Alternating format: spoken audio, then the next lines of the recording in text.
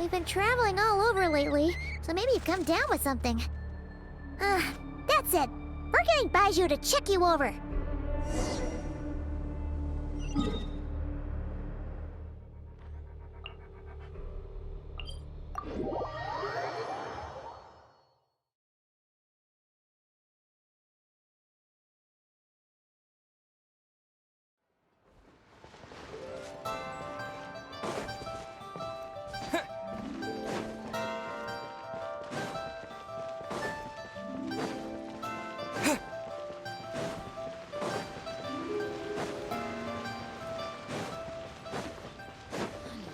Oh.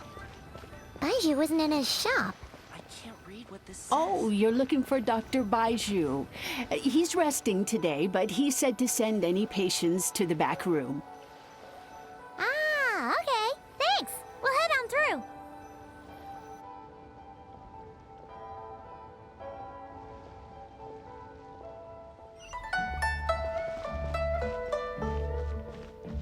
Please, show me your prescription.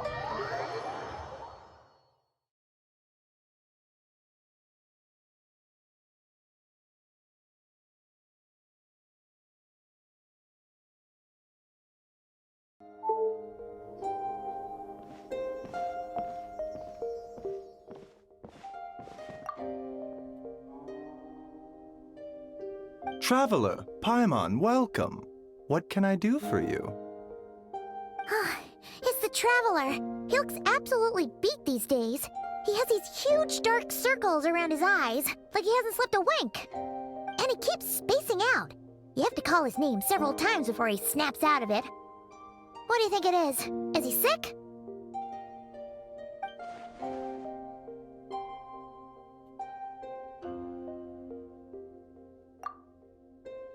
Very peculiar. In all the time we've been acquainted, this is the first time you've come to me with a health complaint. Come, let me take a look at you.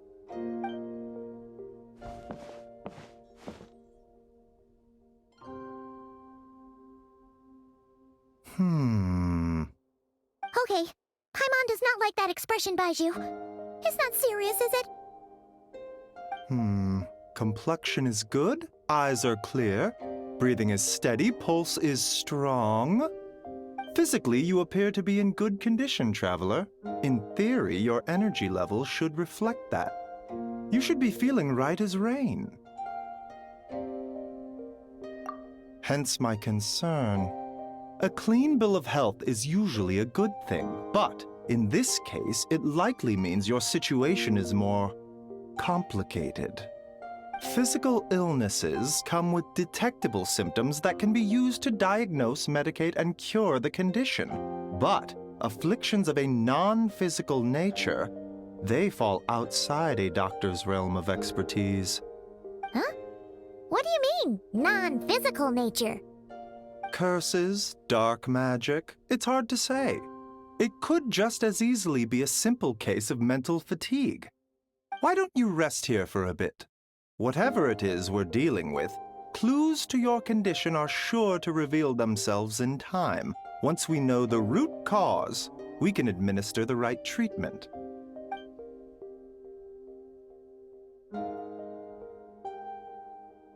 In the meantime, Changsheng and I will review the relevant literature for afflictions that present with mental fatigue.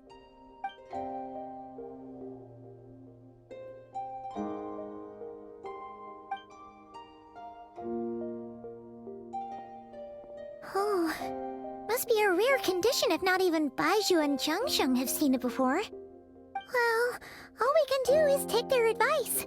You look like you're about to collapse anyway. Just get some rest. Paimon will be right here by your side. Fingers crossed you'll be all better when you wake up.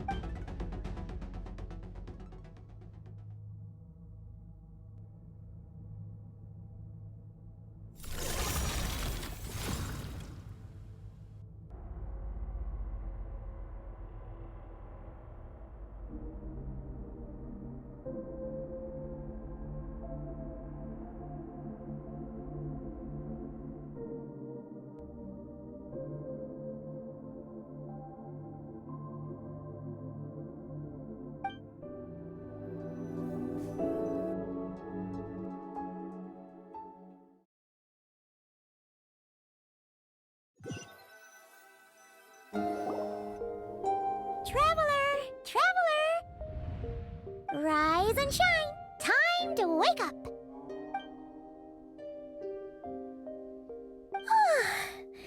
For once, you're making Paimon look like an early riser. It's already afternoon. Hopefully all that sleep did you some good. Feeling any better? A cut? What? Did you scratch yourself in your sleep? All right, let Paimon take a look.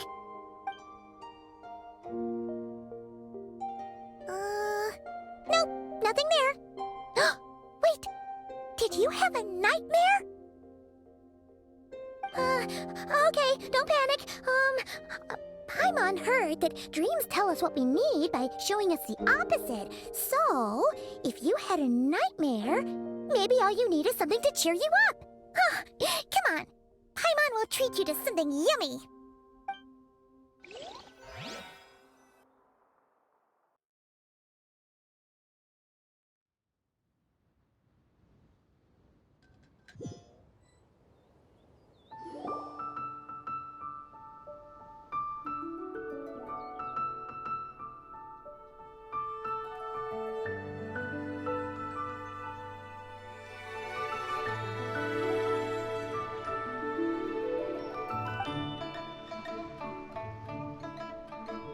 What? So, in this dream, you were trapped in a weird place with thick fog everywhere, and then a spike came out of nowhere and stabbed you in the back? Oh. Okay, well, that's a new one. Are you sure it was a dream? Because from the way you describe it, it sounds like you were really there. But then again, you woke up right where you went to bed. And you were definitely in a deep sleep this morning.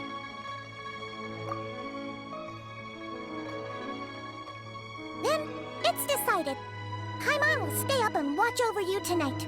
If anyone tries to mess with you, Paimon will beat him up. Or, wake you up first and then we can beat him up together.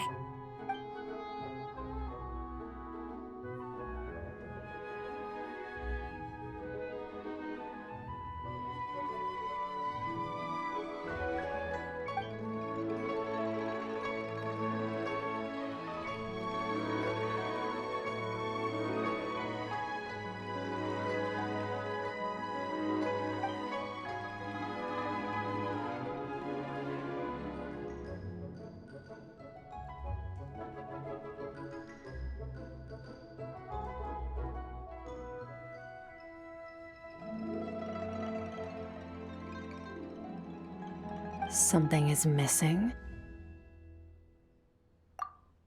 Did you just say something? The flesh remains whole, but the soul is incomplete. Left unresolved, the mind will wither away along with it. Ah! What the? Wait! Paimon remembers you! Your child's master! Skirk? Right! What are you doing here? The last time we saw you was at the Primordial Sea in Fontaine, right? But then we left and never learned where you went after that. Child's been looking everywhere for you, by the way. What brings you to Wanmin Restaurant of all places? You came here looking for us? And were you the one behind that hocus pocus just now? Tell me, what is it that you saw?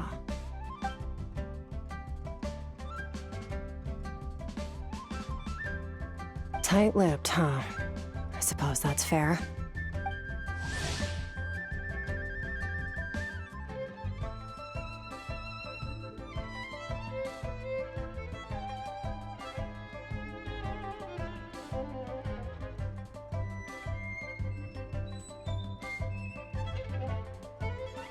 You. I'll take a glass of wine. Hmm? Oh, of course. Coming right up. We make this one in-house. It's not too strong. Enjoy. Chef Mao, I'll take a grilled tigerfish over here. Coming right up. Ah, if I knew we'd be this busy, I wouldn't have approved Shenhe's vacation. At the end of the day, what happens to you is of little consequence to me. I'm not here to try and win you over. Trust me or not, the choice is yours. If you want my help, now's the time to speak up. You have until I finish my drink. I was investigating an abyssal disturbance in the area and happened to notice you. Part of your soul is damaged, and the wound bears traces of abyssal corrosion. Need I say more? Neither of those things sound good.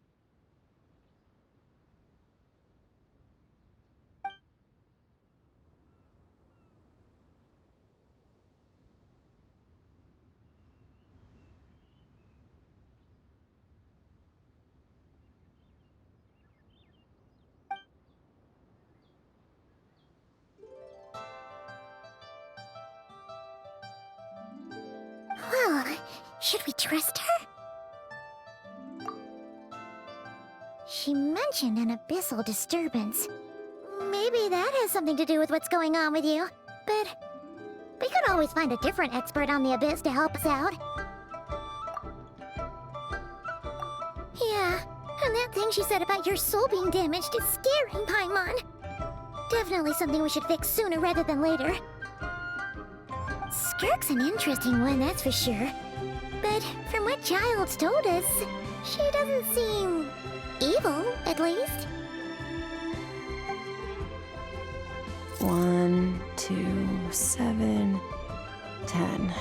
That'll do. Well, have you made up your mind?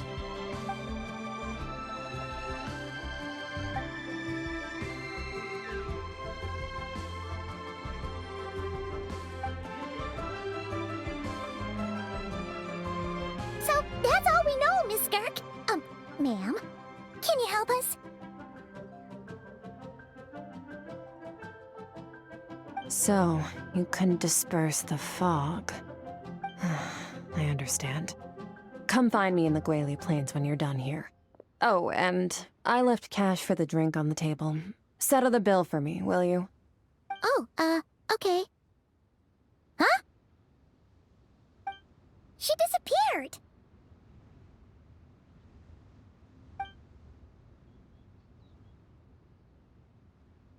Wait, hold on. You overpaid. Here's your change. Oh, no. This includes the drink, so it should be the right amount. I didn't think you two ordered a drink. We didn't. It was that lady who came and sat with us, remember? You brought it out to her yourself. You sure? I could have sworn there were only 2 of you at that table. What? What'd you put in their dish, Chef Mao? Some kind of hallucinogenic mushroom? You got them seeing things. Seeing things? Wait, so neither of you noticed her? Young lady? About this tall? Wearing a purple dress? She ordered a glass of wine! Oh, now you mention it, that vaguely rings a bell. And it looks like I did open the wine jar, so it must have just slipped my mind. In any case, that settles your bill. Come again soon.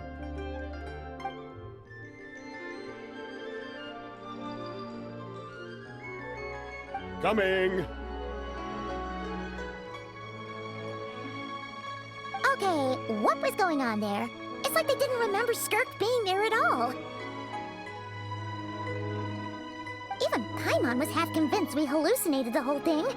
But that Mora she left for us was definitely real. Oh, this whole situation is giving Paimon the creeps. But anyway, she told us to head to the Guili Plains, right? Let's not keep her waiting.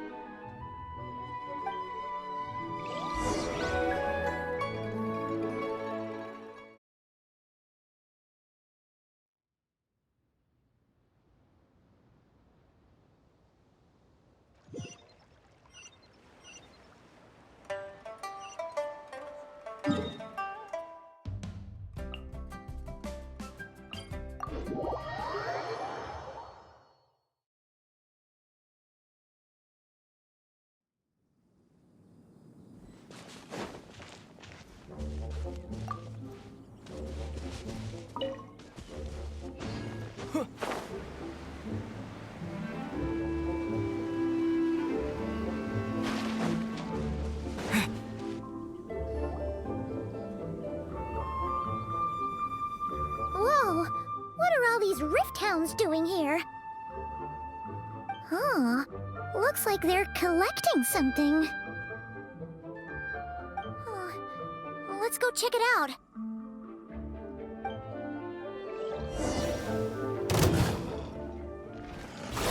Rain cutter!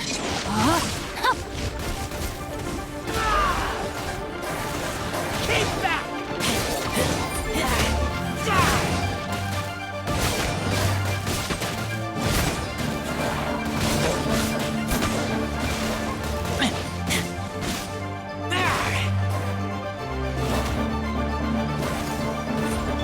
No, my sword!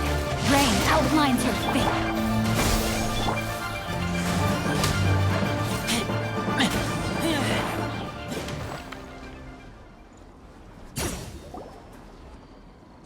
So, this is what they were collecting. It looks kinda like...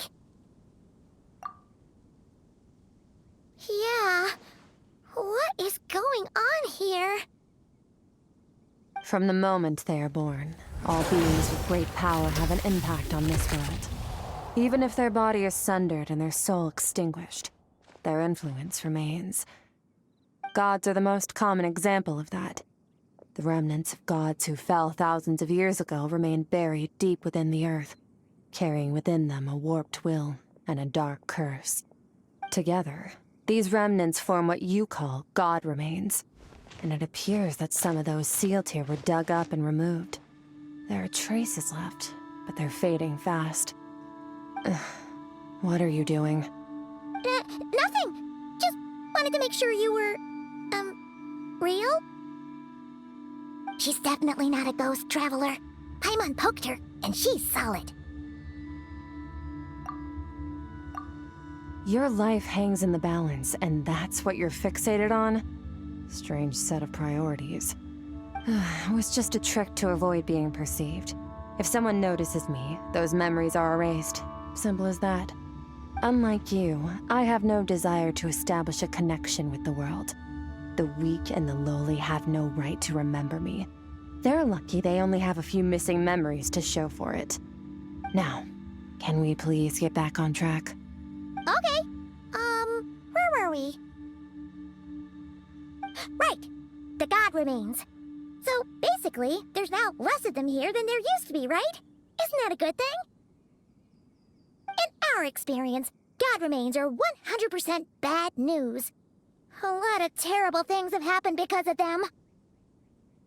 Maybe it's a good thing by human standards, but power doesn't come from nothing, and it doesn't just disappear for no reason. The remains aren't just gone. They were taken. Very clever, Traveler. You aren't the only one who had something taken from you. There are victims like you everywhere. The only difference being, you can speak, and the remains cannot, so it went unnoticed. Something similar happened in Sumeru. Within the span of one night, countless consecrated beasts were slaughtered, and a large amount of the god remains buried in the desert went missing.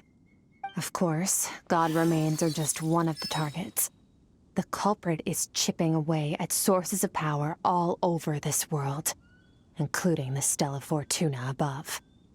Wait, you mean... the stars? Mm-hmm.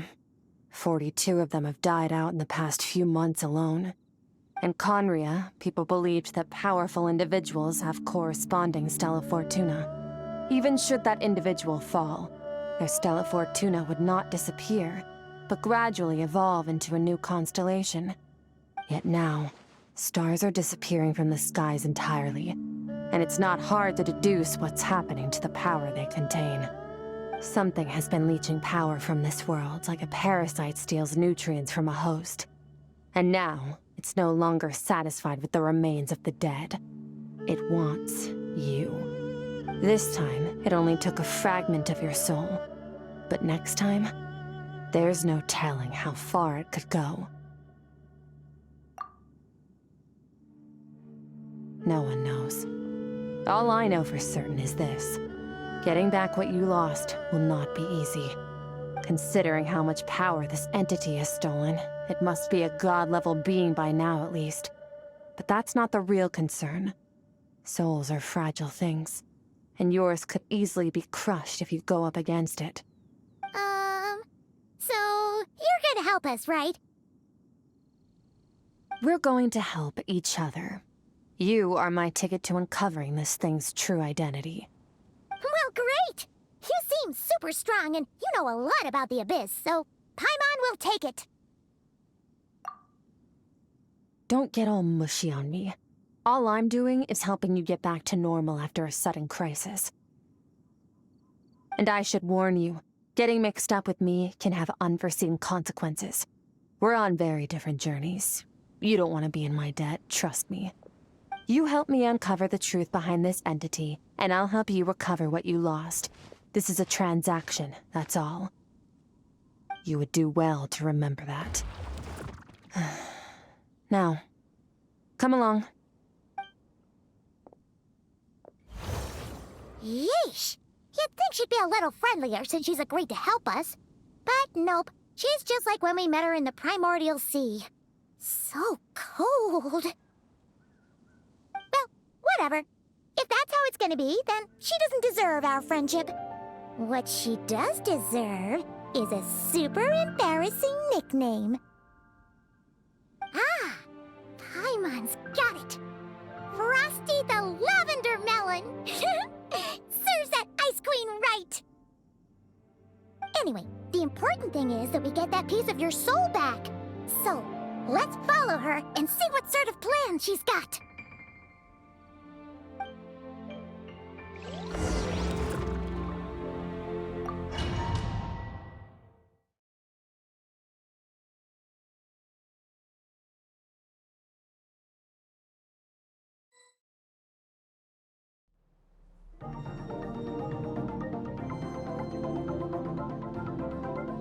Whoa! This place is way bigger than Paimon expected. Where are we? This is where I live. I suppose it's the closest thing I have to a home here.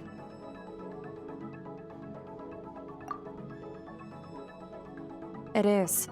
I brought you here because time flows differently in this place. I don't know how much Ajax has told you, but when he fell into this space, I mentored him for 3 months. In that time, only 3 days passed in the outside world. Ajax? Oh, right! That's Child's real name! Yeah, Paimon remembers him mentioning something like that. So, a month here is equivalent to 1 day in the outside world? That should mean we're safe from that power-hungry soul snatcher for now, right? Yes, well, I didn't bring you here just to show you around. In the outside world, the Traveler could be attacked at any moment. But coming here has bought us quite a bit of time. Now, we just need to figure out how to investigate that place you saw. The one full of fog. Both your description and the abyssal disturbance I felt point to that space having some connection to the Abyss. It could even be a domain similar to this one. The thief who stole that fragment of your soul is hiding there. But the Abyss is a chaotic and turbulent place. If we want to pinpoint their location, we need to see what that space looks like without the fog. Abyssal power can grant a special form of sight. Have you ever wielded abyssal power before? Okay. Do you plan to learn?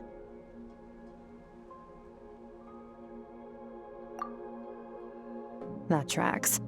All the information you have suggests the Abyss is something sinister, and that abyssal power is a wild and dangerous force that always spells disaster. And you're saying that's not true? Depends on your perspective. Floods and hurricanes take countless lives too. But if one day you gain the power to control them, what was once a calamity is now just another tool in your arsenal. I'll respect your opinion, though. Just means we have to turn to the second best option. A little abyss crystal that contains my power. Wear it on your head, and we'll be able to perform dream mirroring when we fall asleep. Dream mirroring? It means experiencing whatever the other person is dreaming. Everything they see, think, and feel. Since you haven't studied the art of using abyssal power and have no plans to jump in the deep end right now, I'll have to do the investigating for you. With dream mirroring, every time you slip into a deep sleep, I'll see with my own eyes whatever scene plays out in your mind. Then, I can guide you through the dream environment, and we'll take back what was stolen from you. Huh. You make it sound so simple.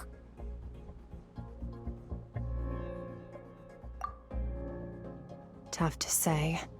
This is an unprecedented situation for both of us. Even assuming we do manage to find where this entity is hiding, like I said, getting your soul fragment back won't be easy. To play it safe, I need to give you some special training first. Wait, you're gonna teach him some of your martial arts? Does that mean the next time we see Child, we have to treat him like our senior? Do as you want. For my part, I don't see you as my disciples. You're already a pretty good fighter. All I'm planning to do is build on your current skills and train you for the specific scenarios that I think we might face. But that's enough talk. If you're ready to do this, then come with me. Time might be more lenient here, but that's no excuse to waste it. Oh, she moves fast. Paimon can hardly keep up with her. So, special training, huh? Kind of a rare opportunity. With your skills, there's not a lot of people qualified to train you.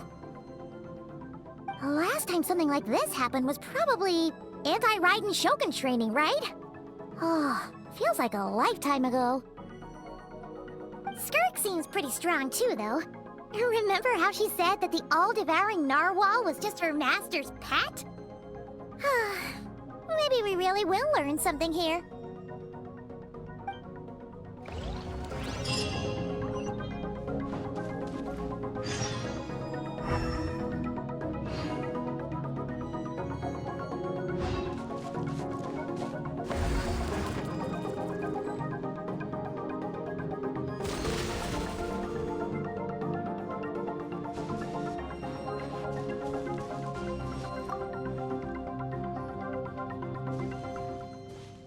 Ready? Bring it on! Your training will be split into 3 stages. Testing your blade work, elemental abilities, and reasoning skills. We'll start with blade work. You're no rookie in this area, so I won't bore you with the basics. During your long journey, you've no doubt sparred with a lot of talented sword fighters. Consciously or not, you will have picked up all kinds of techniques from them. You bet! There's Kaya, Master Jean, Kuching... Oh, and Kazuha, Ayaka... Yeah, we've met sword masters like you in every nation we've been through. You sparred with a bunch of them too, right? Nice to know it's all gonna come in handy now. Don't get too smug. In sword fighting, techniques alone are not enough. You need a cohesive system to bring it all together. A style or school of fighting. To use the human body as an analogy, your style is your skeleton, the foundation, the framework. Techniques are the muscles and other flesh attached to the bones. This is where your strength comes from. Improving your sword fighting is like growing that body. If your frame got bigger and taller, but you didn't add any muscle mass, you'd be weak and flimsy. Then again, if you packed on pounds of flesh without a big enough frame to support it, you'd end up bloated and unwieldy. You need to do some introspection.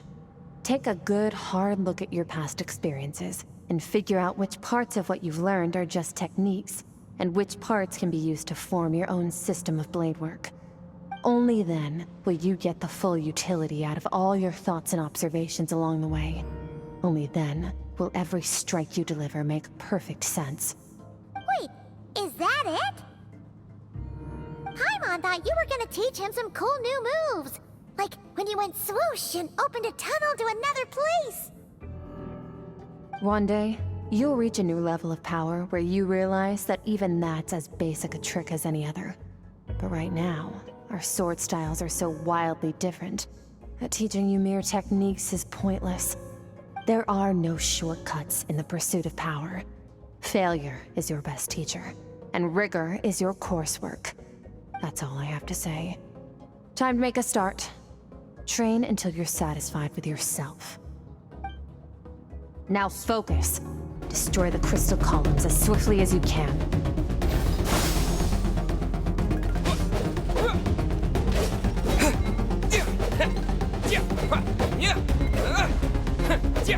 Propagate!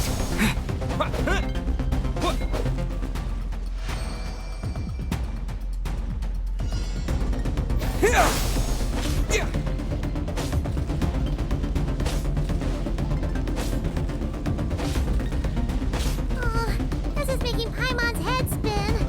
Hang in there, traveler!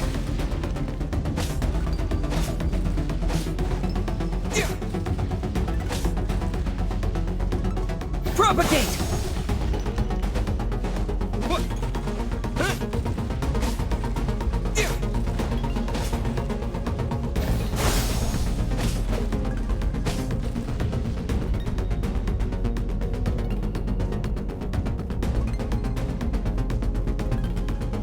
Scatter!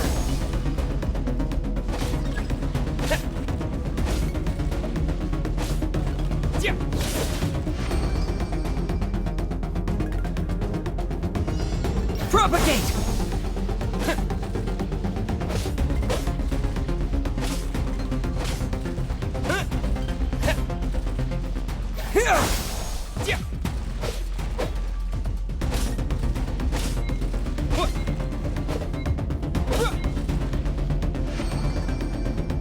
Stay calm. Use your head. You have to keep it together.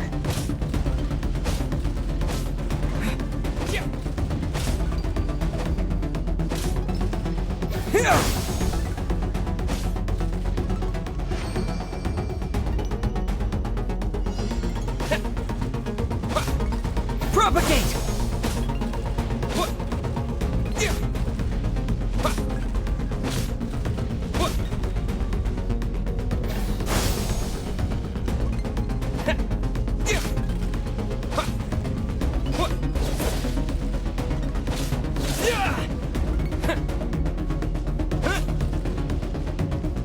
Scatter!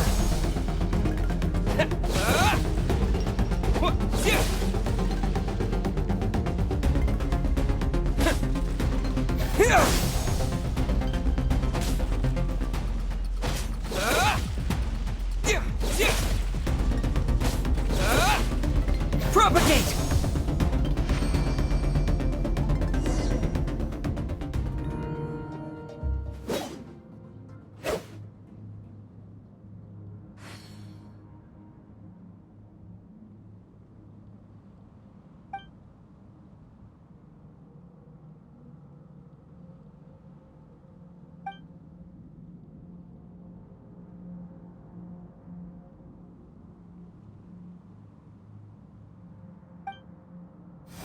This moment will be frozen in time.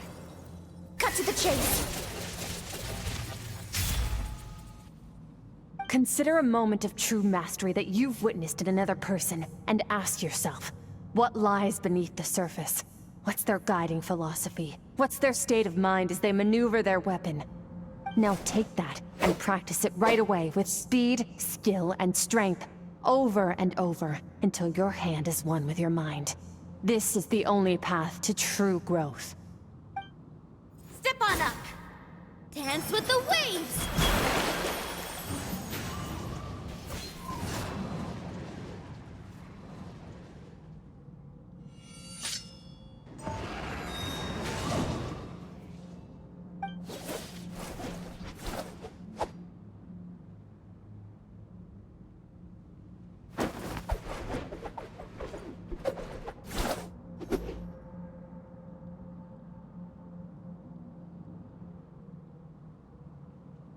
If you start to tire, empty your mind, but do not stop. Stay in that frame of mind as you keep up the fight. Get rid of all redundant movements. Imagine your sword is an extension of your own body. Wield it just as you wield your arms, hands, and fingers. 'Twas on a deserted, moonlit night. that the hero approach the vile dragon's limpid lair. Rain Cutter!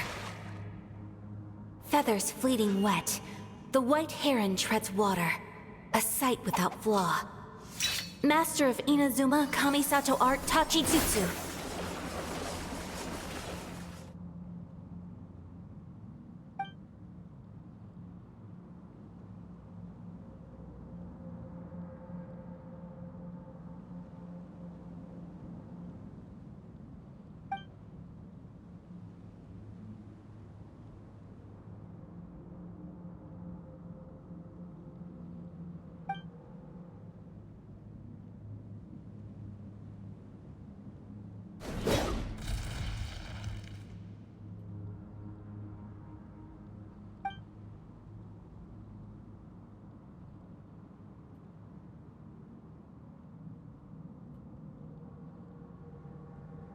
Huh. Looks like you've made some real progress. That concludes your training session. Awesome! Paimon knew you could do it! How do you feel?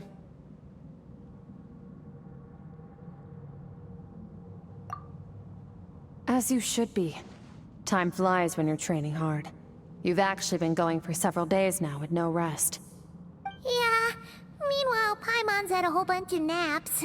But you were so focused, she didn't want to interrupt you. Go get some sleep. I'll be doing the same very soon. Let's hope you see that foggy place in your dream, so I can get this investigation over and done with.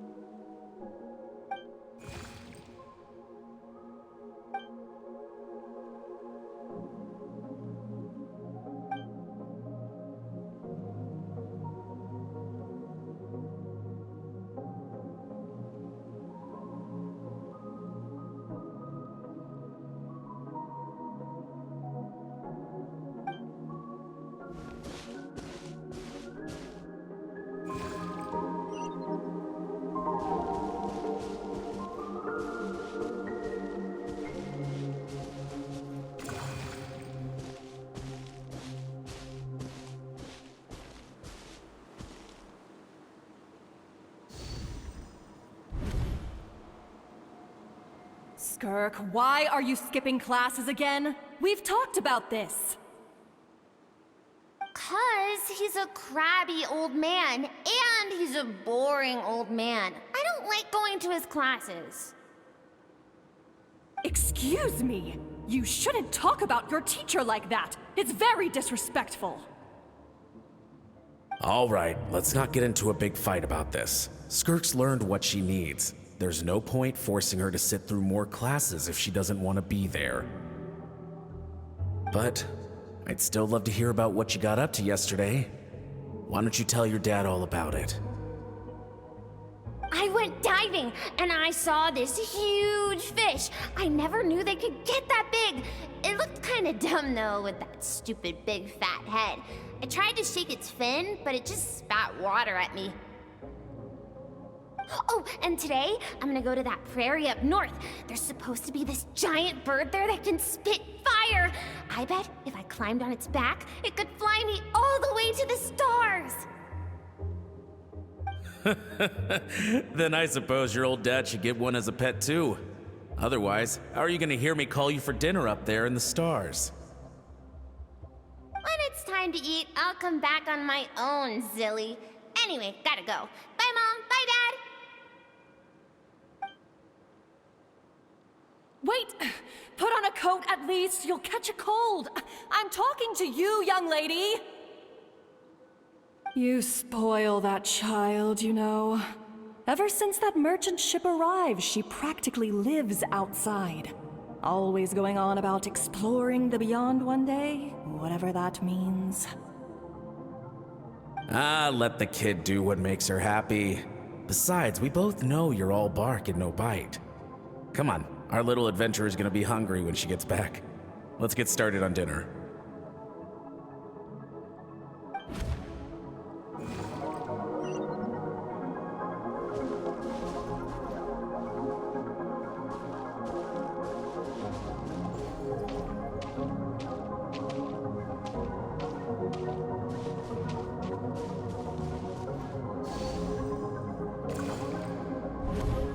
The stars shimmer high above. But what lies beyond the stars? Mountains as far as the eye can see? An endless snowy plain? Or maybe buildings taller than the sky, like the people from the merchant ship said? I can't be the only one asking these questions. The universe is fascinating. If only I could meet some other people like me. We could set sail together and explore every corner of the world. I'm sick of being a kid. There's so many amazing things out there, and I'm ready to see them all. But for now, I'm starving. Better get back.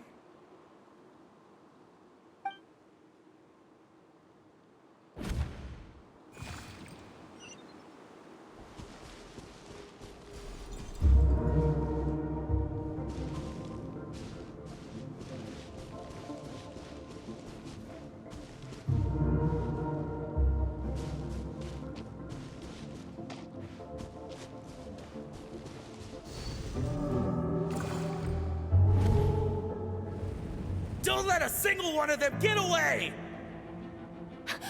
No, please, spare the children! Stay back! They're coming! Run! Help! Eliminate the threat. Take them down. Don't be scared. Ah! This way! We'll never make it! Fire. There's fire everywhere. What happened? I told you we shouldn't have trusted these outsiders!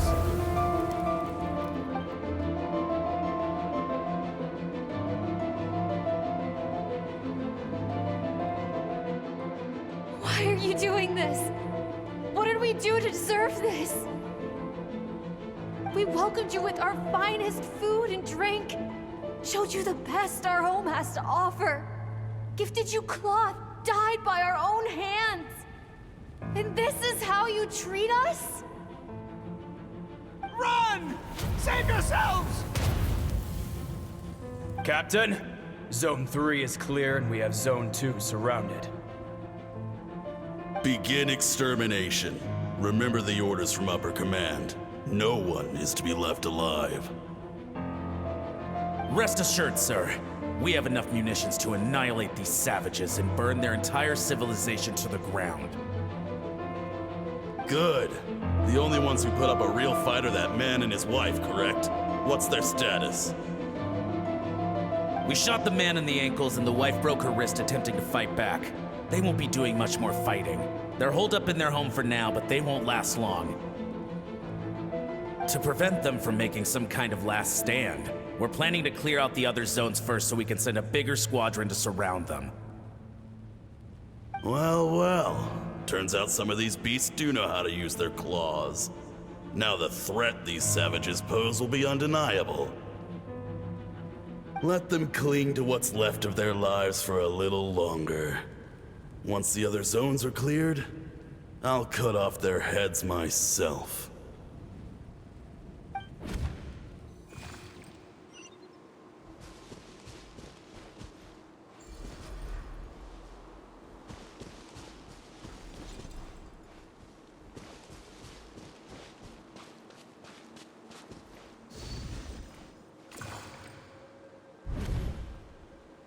Dad?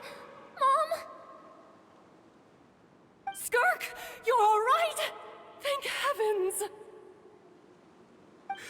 I'm so happy to see you, sweet girl. But you need to go. It isn't safe here. They'll be back any second. What happened? You're bleeding a lot. Dad?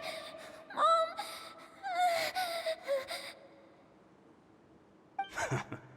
This is the place. Alert all units. Prepare to surround.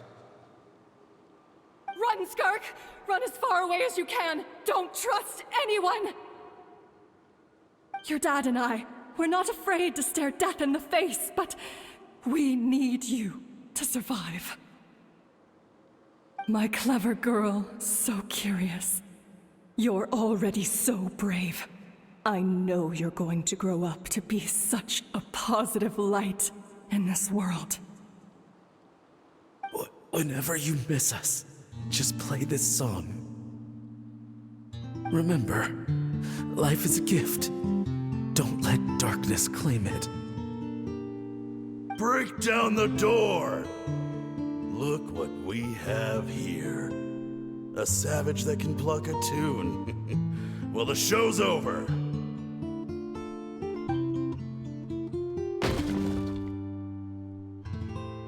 You! Stop singing! Shut it! I said shut it or I'll make you!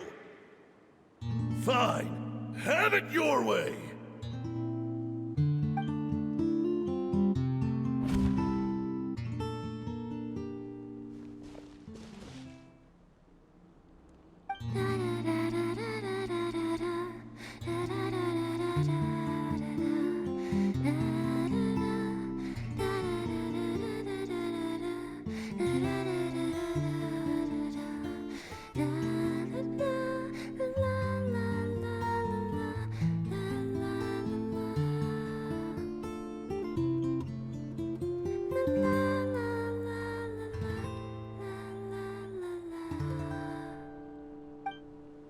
Oh, you're awake? I found a few clues while you were asleep, but it's only a start. Now, time for the second stage of your training. This time, the focus is elemental energy. Come find me when you're ready to begin.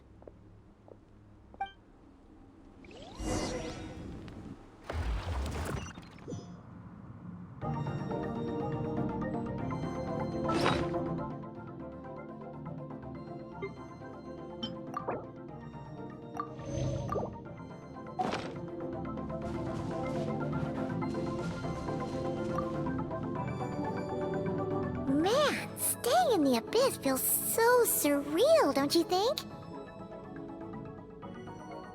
No day and no night. It's like time hardly exists. If we weren't careful to keep track, it feels like we'd have no idea how long we've even been here. Well, except for the fact that Paimon still gets hungry like clockwork. You go do your training. Paimon's gonna grab a bite.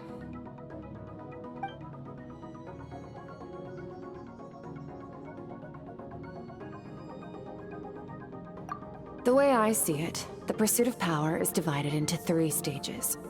The first is mastering the use of standard weapons.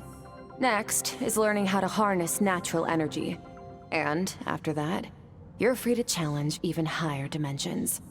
The natural energy of Teyvat is, of course, elemental energy. But that's not my area of expertise. I draw from a different source of power. Abyssal power, yes. Also known as the power of the Void Realm. My master, Sertologi, is a true expert in that area. After all, he was one of the group of 5 that infamously stole the all-encompassing power of the Abyss. An act for which the people of Conria gave them the epithet, the 5 Sinners. The elemental energy of Teyvat, on the other hand, is derived from the power of the Light Realm. These 2 forms of energy exist in direct opposition to each other. Suffice to say, there's not much I can teach you this time. A keen observation, traveler. Call it respecting local norms. The Abyss stands in direct conflict with the will of this world. So, to make my life easier, I disguise my power to make it appear cryo-like in nature. It's a technique I learned from some Conrian ruins, known as the 7 Shifting Serpent. If you ever change your mind about delving into abyssal power, I can teach it to you.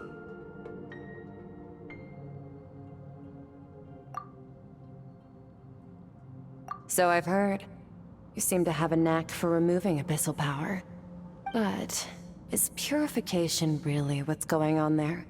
Like I said, power does not simply disappear. Just thinking out loud. Let's focus on your elemental training. That's what's gonna help us if the situation gets tricky. True growth comes from adversity, but only if you make the choice to pick yourself up again every time you fall. So, it's time to push yourself to the limit, and then keep pushing.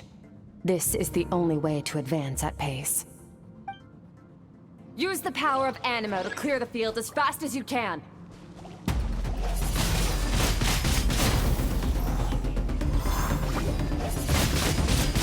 Wind Blade!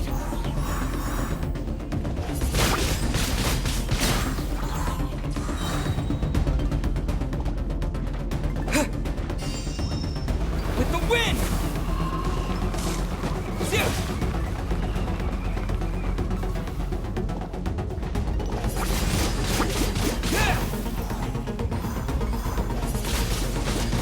Wind Blade!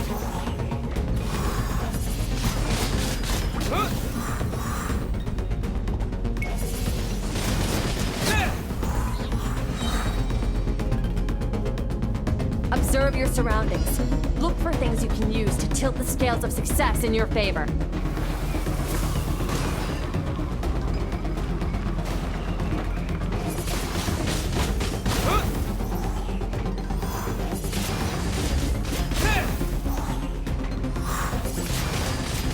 Wind Blade!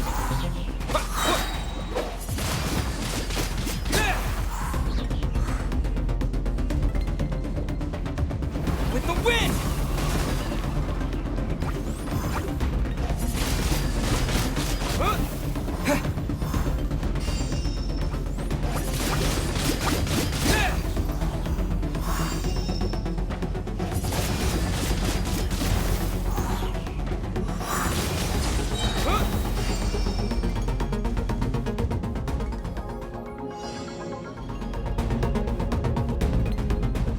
Use the power of Hydro to destroy the spikes.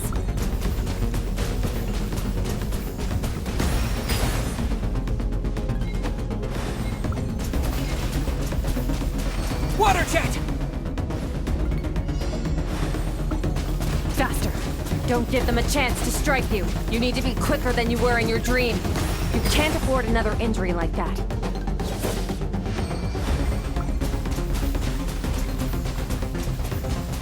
Water Jet!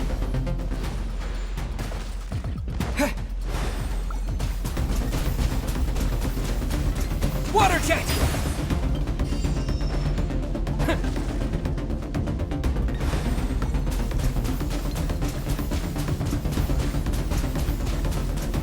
Go!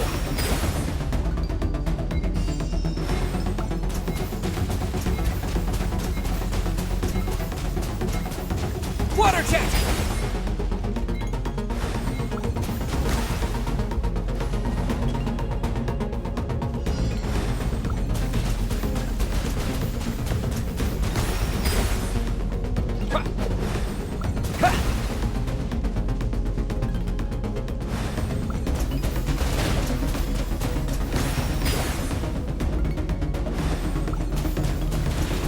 Shit!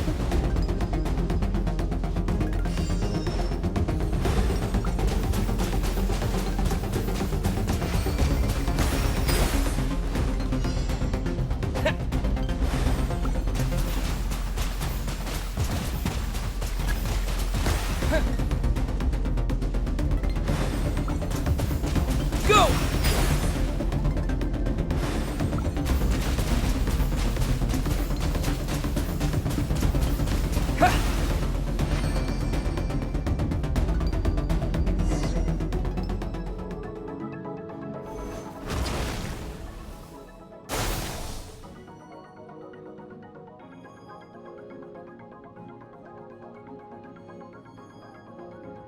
You need to understand what makes you special. The ability to wield elemental energy without a vision and switch between the elements at will. It means your aspirations need no approval from the gods. Your power is not bound by the rules of this world. So be bold. Do not be afraid to chart your own path.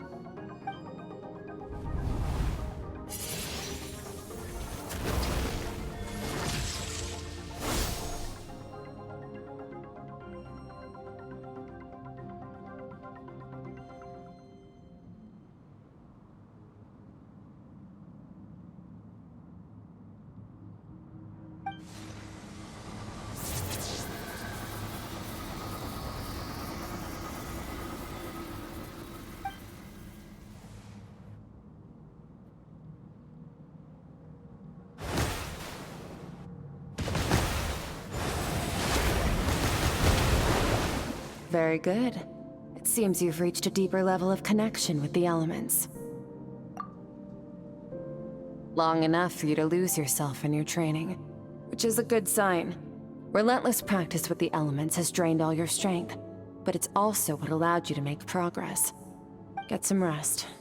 When you wake up, we'll proceed to the final stage of your training.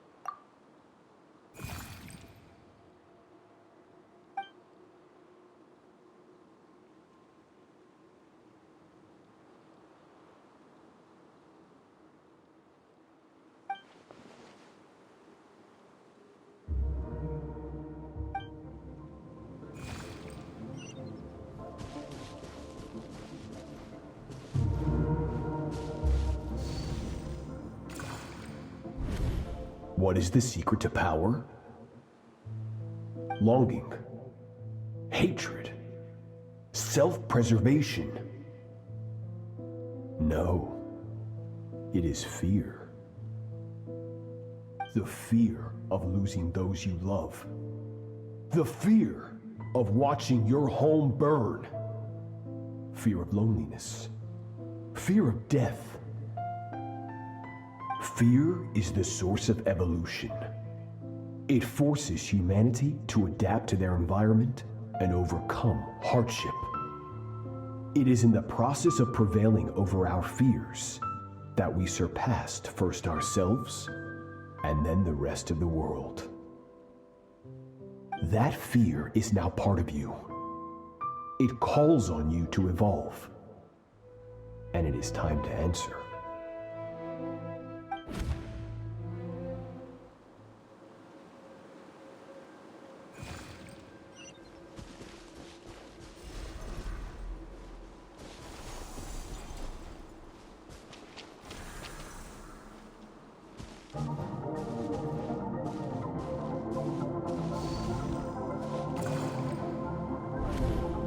Any minute spent missing home is a minute wasted.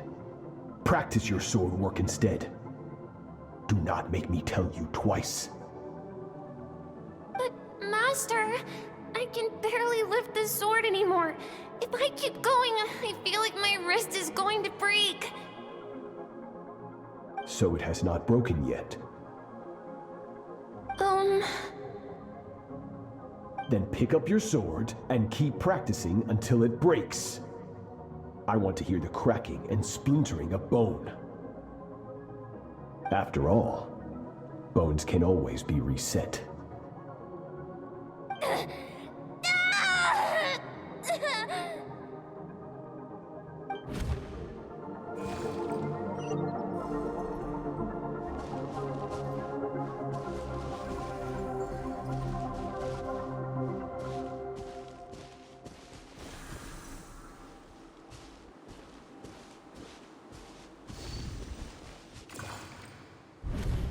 Good, Skirk. Once again, you survived. How do you feel? Cold and pain. These are signs that you are adapting to the abyss. Each time the flesh is torn and the spirit crushed, each time you claw back from the brink of death, you become stronger. I now understand why these people sought to destroy your homeland. Your potential goes beyond even what I could have anticipated.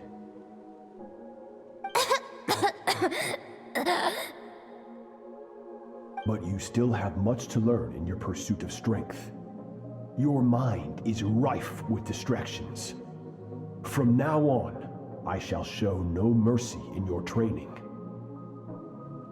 You must learn to shut out all the pointless emotion, crush the self that makes you weak, and become master over your physical form.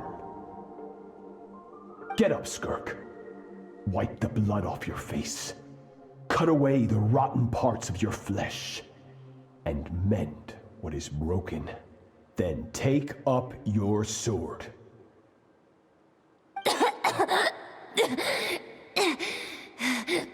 Yes, Master.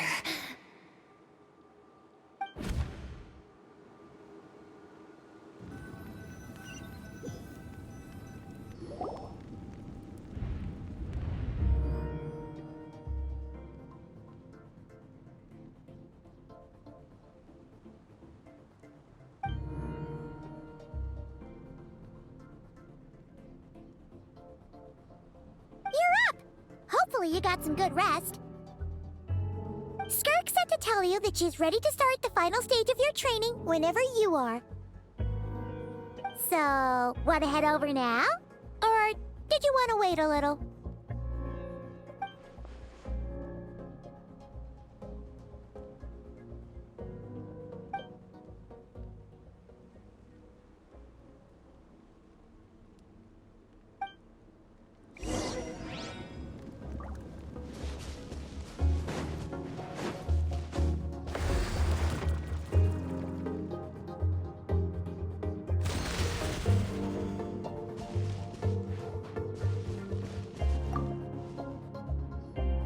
From your training so far, you have gained better command of the sword, and more control over your elemental abilities. That's only part of it. Experience is the real teacher. Your journey, the friends you have made, the dangers you have faced. These have taught you more than I ever could. Now, it's time to focus on how you react under pressure. You must be able to think rationally, even in unpredictable combat situations. To simulate this, I'm going to attack, and you're going to block. Ready?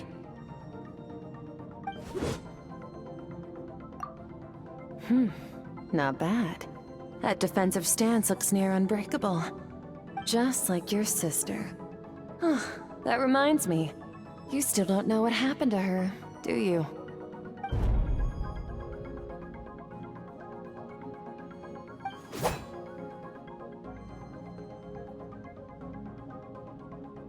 Hey, no fair! That's cheating! You think every opponent has the same moral code as you? You can denounce their deplorable methods all you want, but only if you live to tell the tale. The dead don't get to complain. Strong emotions will always arise in combat. Anxiety, anger, fear. But a true warrior is never at their whim. Only when you are free from the influence of emotion can you make the right choice, no matter the situation. How amusing. Almost sounds like you think you know me. But you don't. You can choose your own path. We are not the same. Let's begin. Try to use reason over emotion. Make the most rational and advantageous decision in any given moment. This is your final training session. Look alive. Same drill as before, but this time I'm going to interfere. Hold your focus.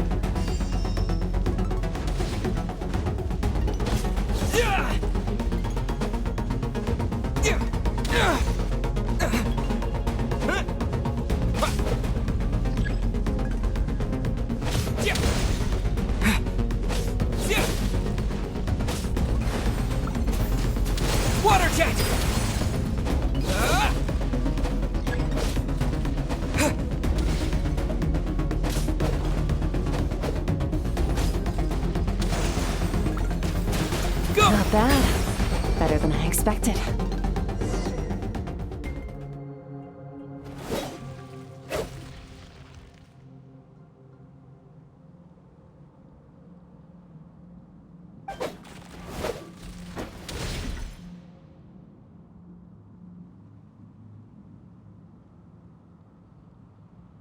You're getting the hang of it. The first step to controlling your emotions is controlling your mind. You want a unified train of thought. It all comes down to focus.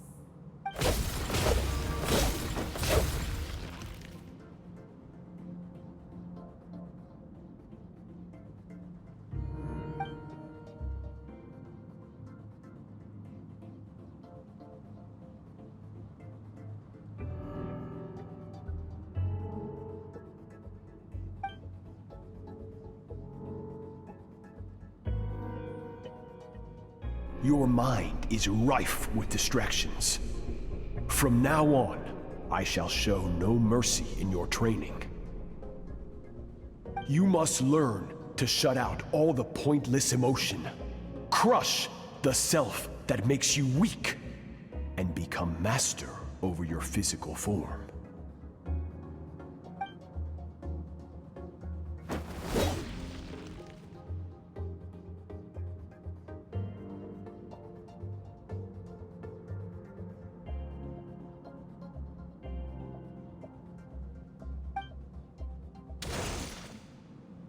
Stop. Let's pause here. One look, and I can tell your mind has wandered. That's to be expected. There's a limit to how long a human being can concentrate on one thing. Staying calm and focused sounds simple in theory, but in practice, it's more demanding than sword work or elemental abilities.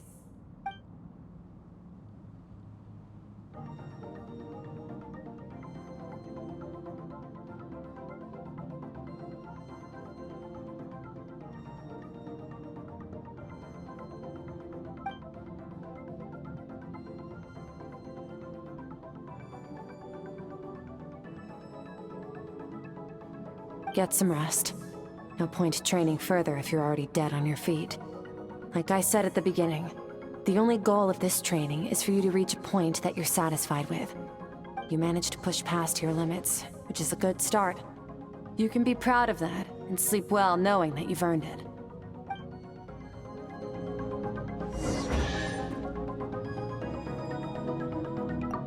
Warriors will train day and night to perfect their skills. But when the battle comes, their fate may be decided in a matter of minutes. One mistake, one moment of hesitation, and just like that, all their blood, sweat, and tears were for nothing. You need to push yourself to perfection, or you might not even live to regret it.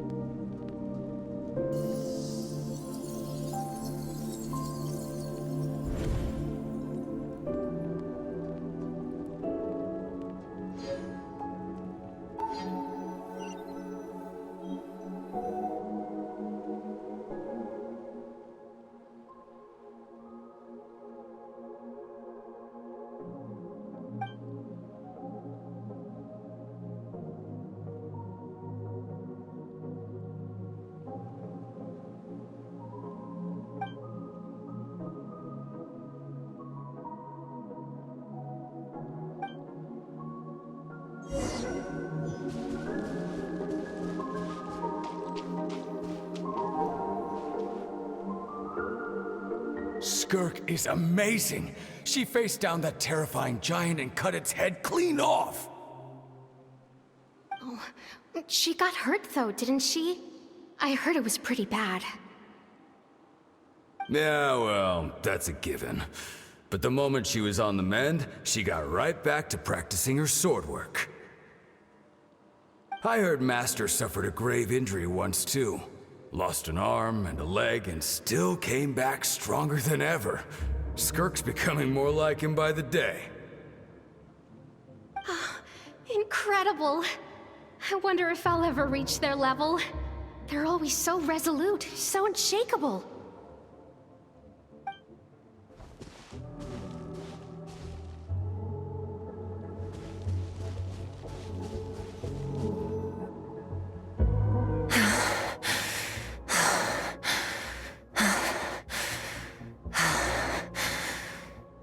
Pathetic. You're not even trying.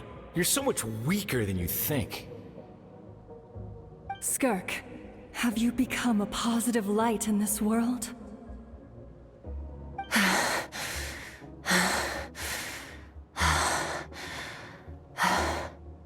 Do you even remember how many of us perished in that fire? How many bodies were left to rot on the scorched earth? Yet you alone live on. Keep your gaze fixed on your blade. You don't deserve to rest. I have so many questions. I just want to jump in a spaceship, explore the whole universe, and get answers from the stars. I just need to wait till I'm grown up. Then, I can do anything. Now, you must bid farewell to who you were in the past, and become someone stronger. Run! Skirk! Run! Only death awaits us here. Keep running, and don't ever look back.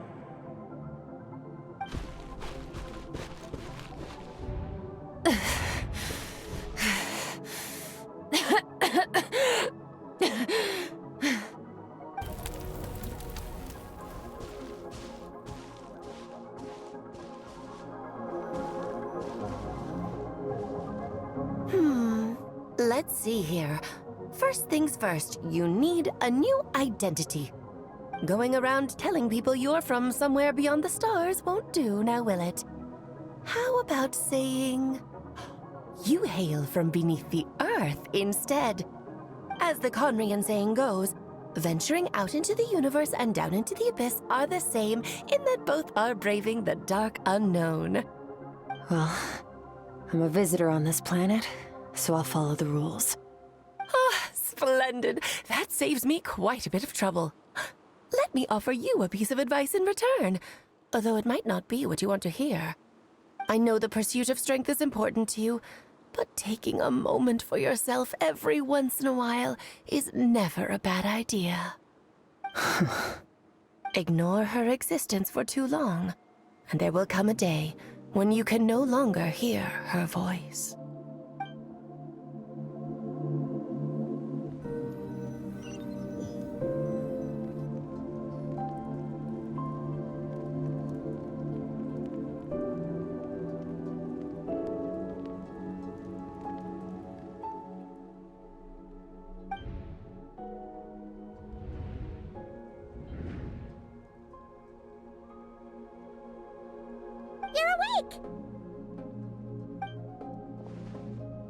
You must be starving, right?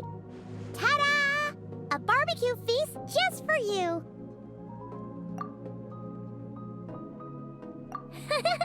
Of course you are! That's why Skirk and Paimon got this all ready for you. Dig in, before it gets cold. Ah, well, if you're around someone long enough, it's bound to happen. Plus, Skirk can cook. So, Paimon decided she can forgive the whole Ice Queen thing. Paimon's not one to hold a grudge. Here's an idea. Let's save the chit-chat until after the meal.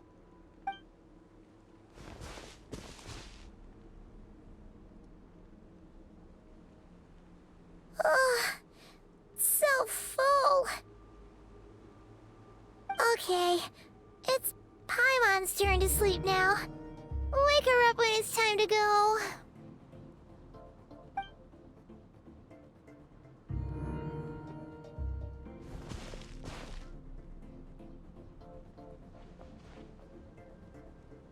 I have good news. First, your training is complete.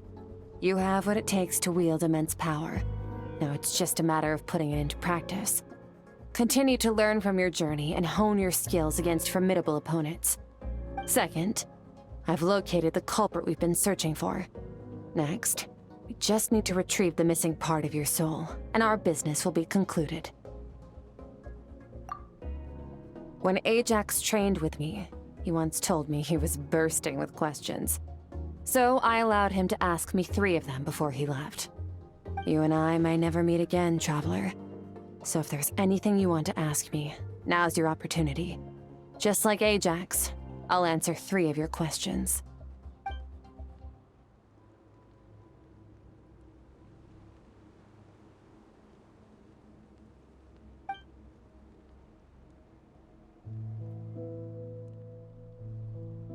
Okay, not the angle I was expecting.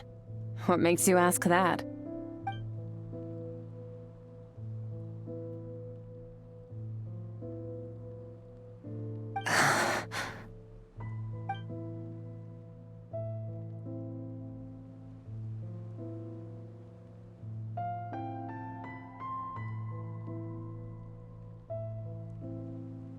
I knew that was a possible side effect. Closed off my mind to you for that exact reason. Even with the dream mirroring, you should have seen nothing but endless darkness.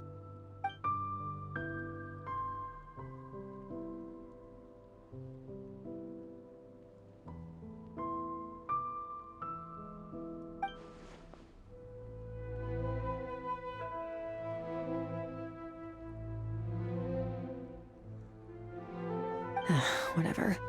Must have been a flaw in my execution. I shouldn't be too surprised.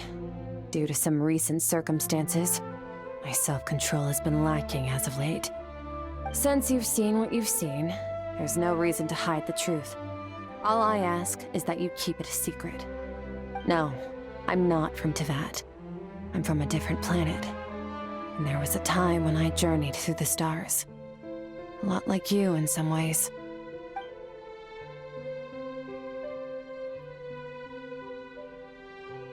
No, we're different in that respect. You're influencing the fate of this world. But me, I'm just passing through.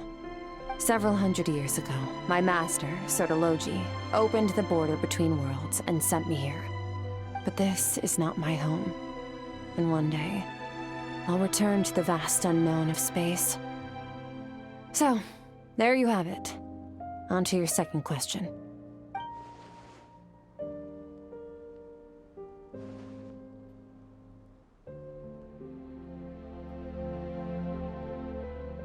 To become stronger.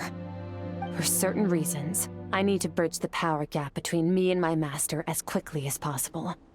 But first, I need to understand the source of his strength. To do that, I need to follow in his footsteps, walk the path he once walked, and somewhere along the way, I'll find out how to defeat him. That is my sole focus and purpose.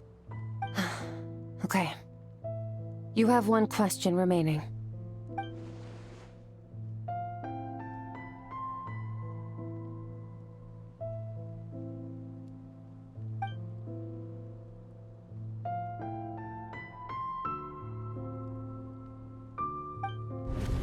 You make it sound so easy. Ever since the incident I experienced there, I've never stopped searching for Master Skirk and that unknown abyss. But it's been years now, and I've still found nothing.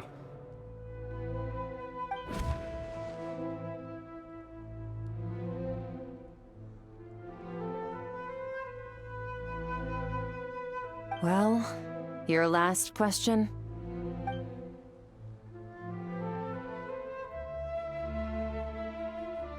Ajax. His situation is different than yours. Before you ever crossed paths with me, you'd already encountered many formidable people, studied their techniques, and developed your own skill set. So, during your training, all I had to do was build upon that foundation. But Ajax was so young when he came to me. A complete blank canvas. Children can't help but imitate their role models. In the long run, that would only hinder his growth. Once Ajax has enough strength in his own right, I will allow us to meet again. Until then, let that motivate him to reach his full potential.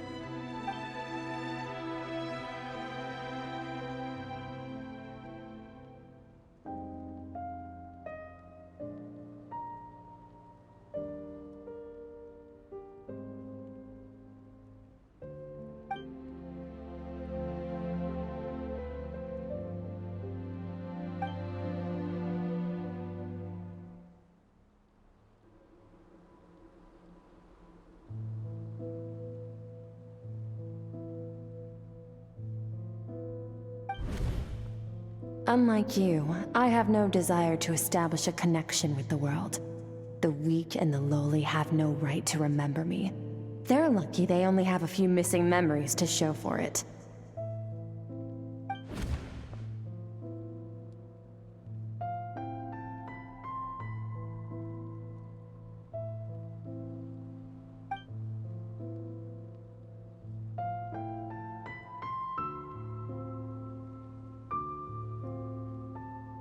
Wake up your companion. It's time to go. Oh, and everything I just told you, best keep it a secret from her as well.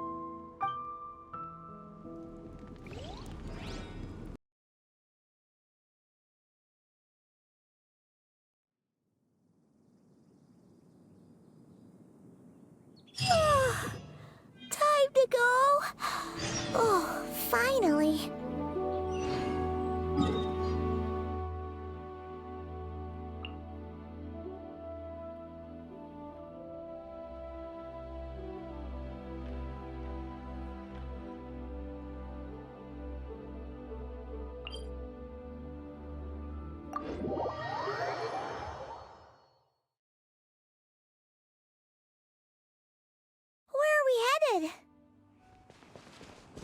Just follow me.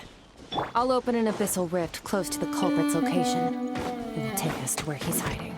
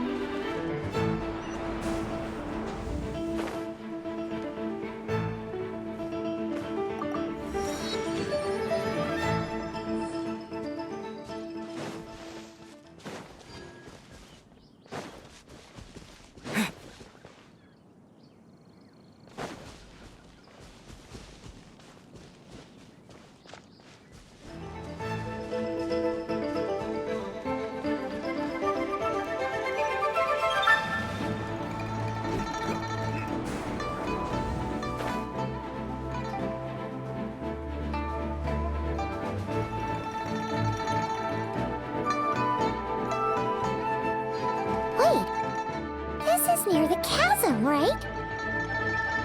Yes. If we enter from here, we'll be able to reach that place from your dream. You have some experience with abyssal domains by now, but still, this is someone else's territory. Best to proceed with caution. Don't worry. Paimon's an expert at hiding behind other people for safety. Oh, but, that means you need to stay safe, Traveler. All right. Remember your training. Time to put it to use.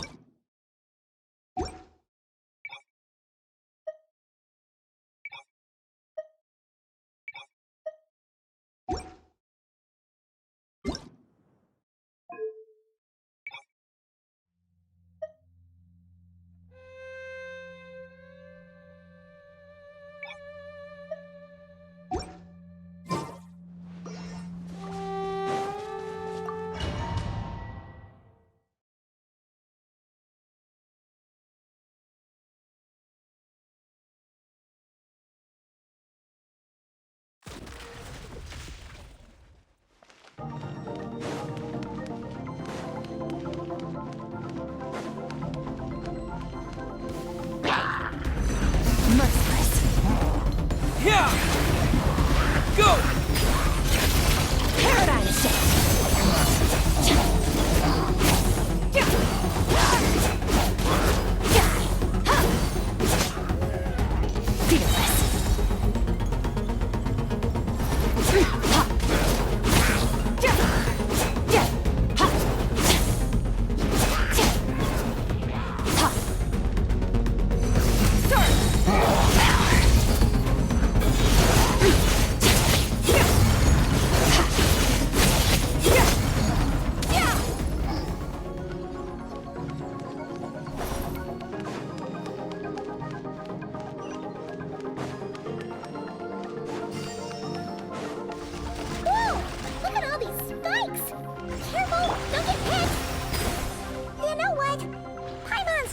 Float behind you. Come on, you got this. Wipe out! Into the void!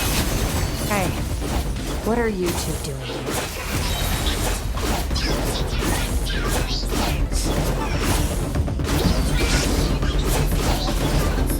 Dusty. Abandoned house. Let's press on.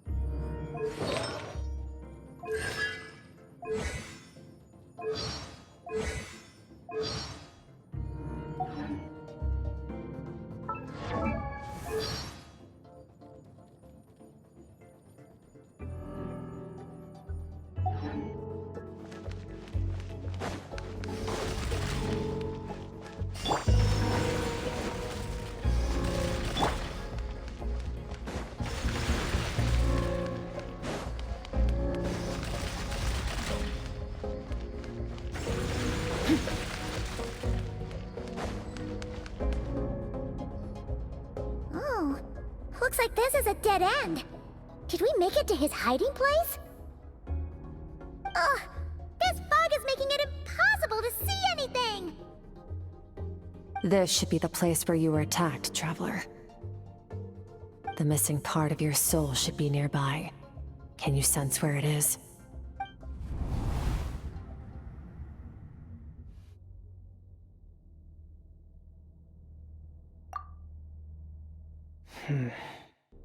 Our opponent must have covered his tracks just in case. Otherwise, you should have sensed it much more strongly. Hold on! Look! The spikes are back! Stay calm. Let's hold back a little. Give our enemy some wiggle room so we can see what we're dealing with. If you're too reckless, we might be playing right into his hands.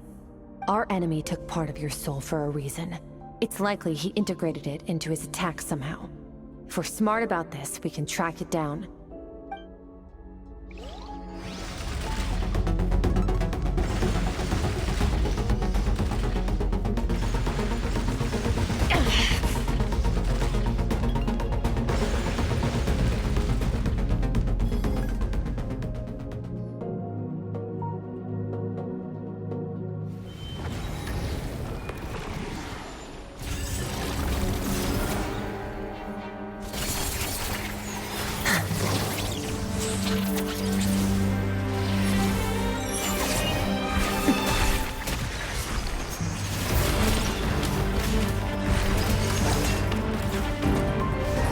From the start, the attacks have been focused on me.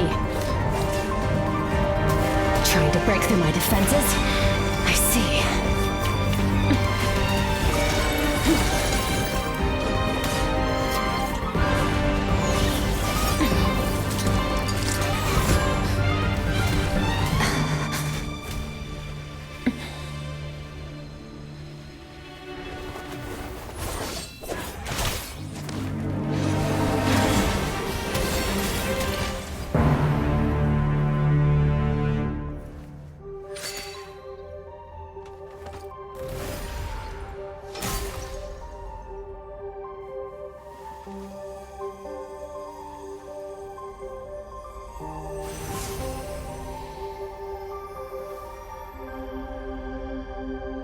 There. I got it back.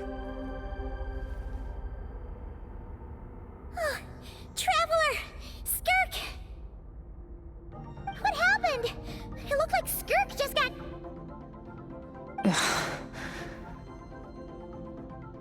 In the Gwali Plains, you asked me why this enemy chose you as his target. Now, the answer is clear. It's not just the fact that your strength is impressive. It's also because of your ability to, as you put it, purify abyssal power. Whatever that actually means. The fact is, that ability allowed him to do something that should have been completely impossible. Namely, break through my defenses and steal my power.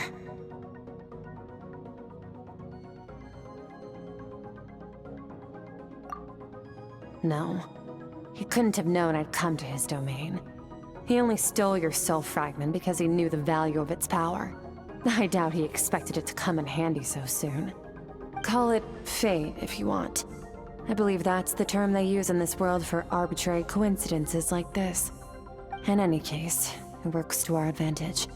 Once I realized what he was using that power for, it gave me the chance to get back what you lost.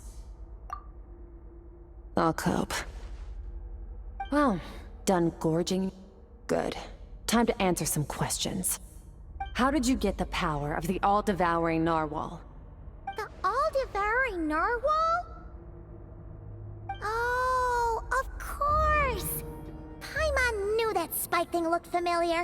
It looks just like that narwhal's horn! I highly doubt you acquired that power through your own strength. Tell me I'm wrong. You're desperate enough to scour the land for god remains and whatever vestiges of power you can find. That alone proves you wouldn't be able to defeat a creature like that. Which leaves one possibility. You know my master, the Foul, Sertologi. The Foul?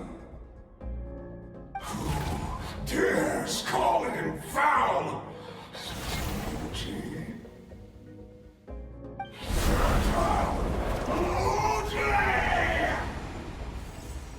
What's wrong? Bit off more power than you can chew? You're struggling to hold a basic conversation. Just a little longer. I'm still...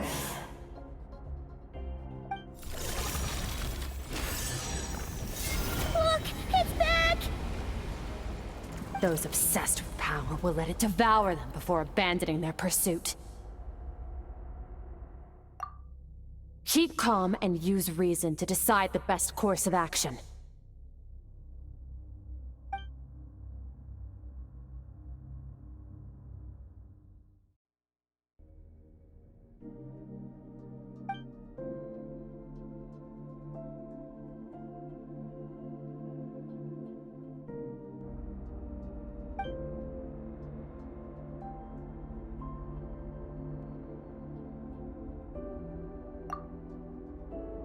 Wise decision. Final victory doesn't always come after a single battle. You've got your soul fragment back, so we both got what we came for. Let the enemy draw breath while he can. It won't be for long. Get us out of here, Traveler. You'll need to lead the way this time.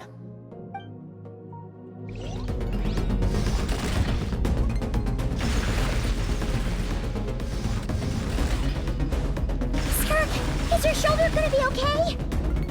The wound is minor. It'll heal in no time. You should focus on getting out of here alive instead. Uh-oh! Falling spikes! Run!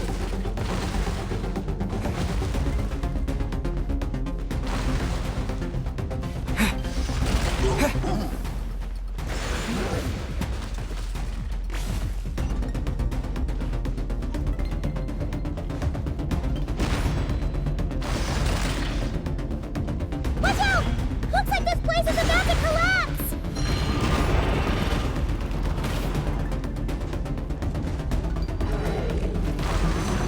So, this guy's power has something to do with the all-devouring narwhal.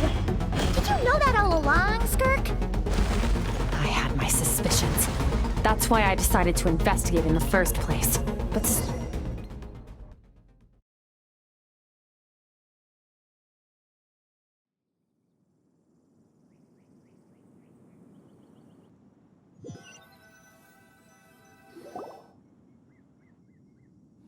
Phew. Oh, we should be safe here, right? I no longer sense his presence. Can't have followed us out of that abyssal domain.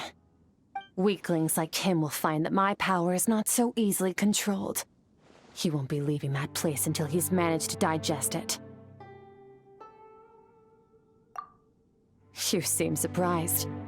I suppose that's fair. You've seen but a fraction of what that whale is capable of. That gaping maw could swallow a planet whole. It's called the all-devouring narwhal for a reason. Devouring is what it does best. It can extract power from anything, dead or alive, as long as it manages to make physical contact. Yeah. When we had our run-in with that thing, Neverlet mentioned that it has an instinct to devour. Your dragon friend recognized the nature of its abilities and used the power of Hydro to protect you. That worked because it was in a satiated state, so it was somewhat less aggressive than usual. It's a different story when it has no more power to feed off of. That's when its true voracious nature kicks in. It could devour everything on the planet in that state, which is why I cast it into that void space. But I hadn't counted on there being anyone left on this planet capable of wielding its power. To me, that says he must have encountered the whale a long time ago.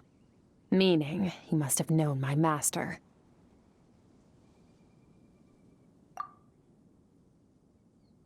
Exactly.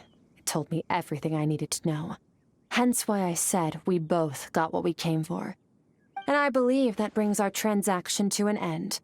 Now that you're whole again, you can get back to your own journey. I'll handle the rest of this situation myself. No way! We can't leave now! Something was stolen from you because of us! We have to help you get it back! This isn't my first taste of failure or losing power. When you fall, you get back up again and become stronger. That's how it is. But what if that monster finds you before you're all better? Plus, how are you gonna get home? It's not like you can just go swoosh and open a door to the abyss again. Not without your full strength. So, sticking with us for the time being doesn't sound so bad, does it?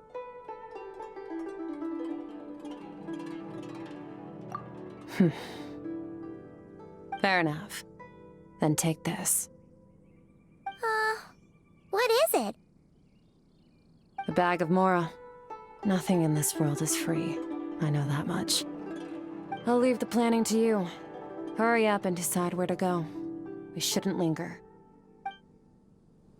We should take Skirk somewhere she can rest. But where? He'll know something about Master. I'm sure of it. Next time, I need to be ready. Fine. It was just a scratch. It'll take time to recover my strength, of course. But adapting to situations like this is nothing new for me. Oh, this. It's a star crystal suit. Abyssal energy is scarce in Tivat. Wearing this helps me access it more freely. It stores concentrated abyssal energy that I can draw from on the go. When the energy runs out, it reverts back to its original form. Found somewhere to rest. Well, lead the way then.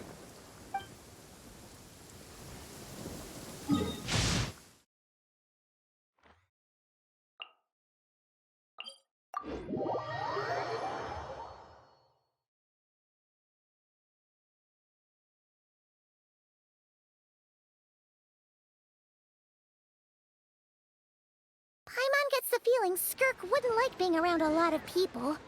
Oh wait! Baizhu said we could rest in the back room of the pharmacy, didn't he? Let's head there!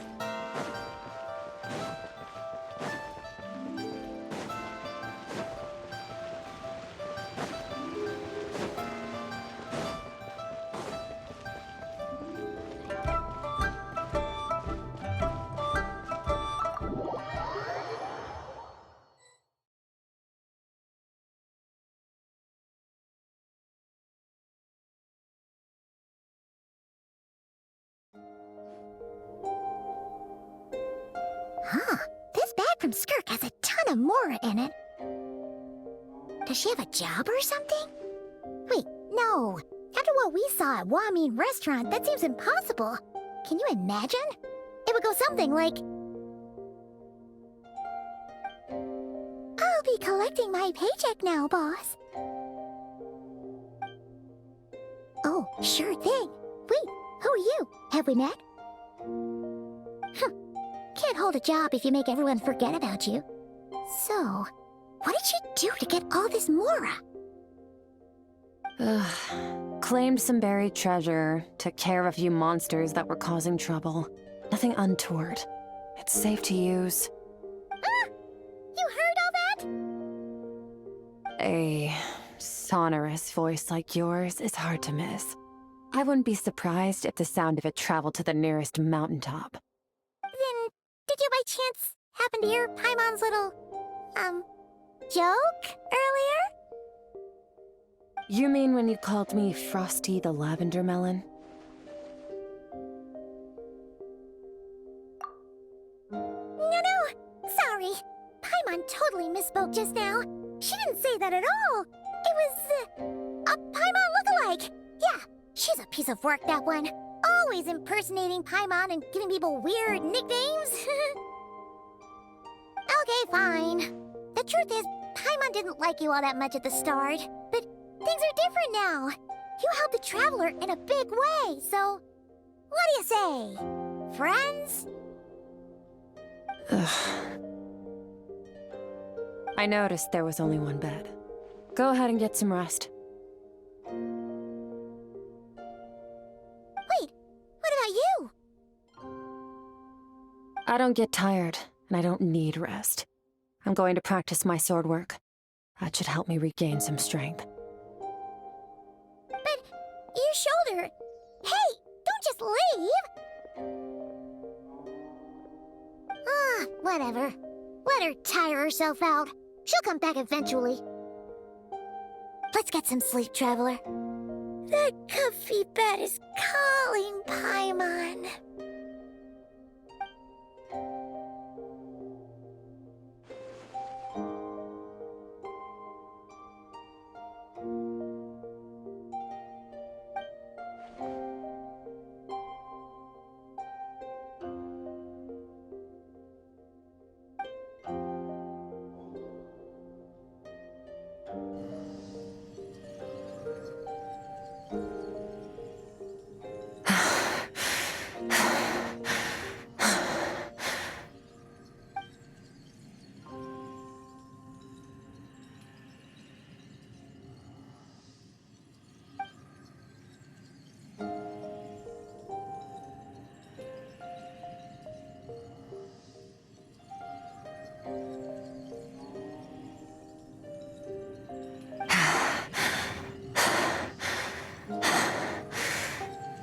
Quiet.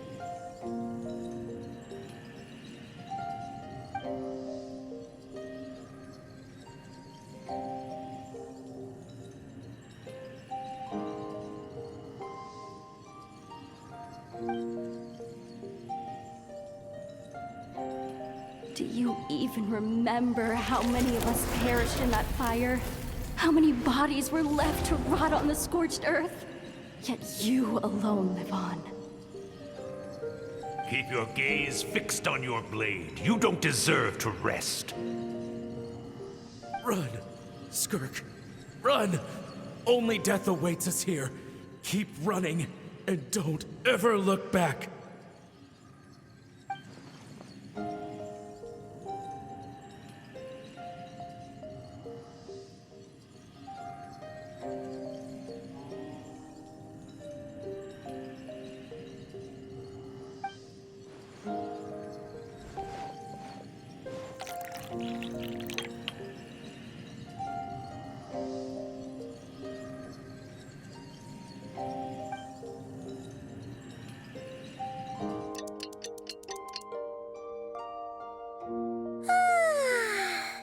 Getting an early night's sleep is the best.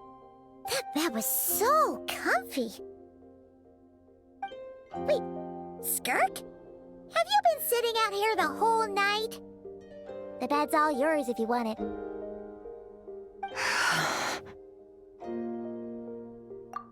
About 60%, maybe 70. Whoa! Paimon thought it would take at least a couple of days. That was fast. No, not fast enough. That's 20% less than last time. Same training regimen, same intensity. Nothing felt different, but somehow the outcome fell short. No, I think the problem's with me. I need to meditate for the next 2 days. Deep introspection should help me find the issue. Ooh, sounds intense. We'll watch over you in the meantime, then. Thanks. See you in 2 days.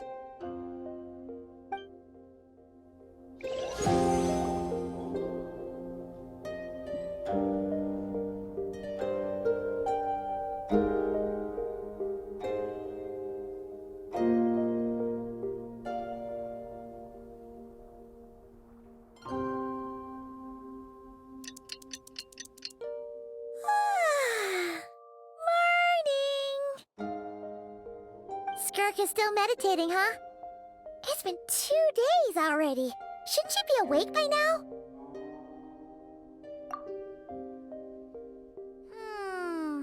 Paimon can't think of anything we can do to help. Oh, wait! Breakfast! That's it! Paimon will go get breakfast! Skirk is gonna be starving when she wakes up. Be right back.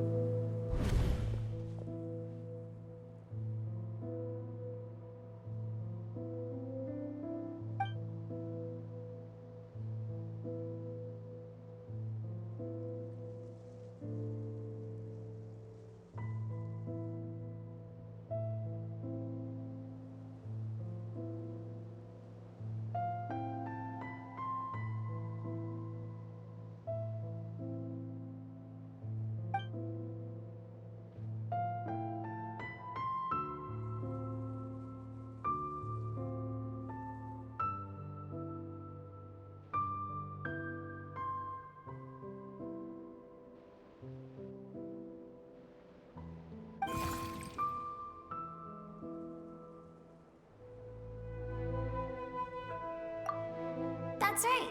This is Skirk's inner world. Think of it as the threshold between the soul and dreams. This isn't your first time here, but what you remember is probably a space covered in darkness. I only managed to illuminate a small portion for you back then. Actually, it's my first time talking to someone like this. I only managed to break free and bring you here because the injury weakened her power. I guess that's why I can speak again, too. Call it fate, if you want.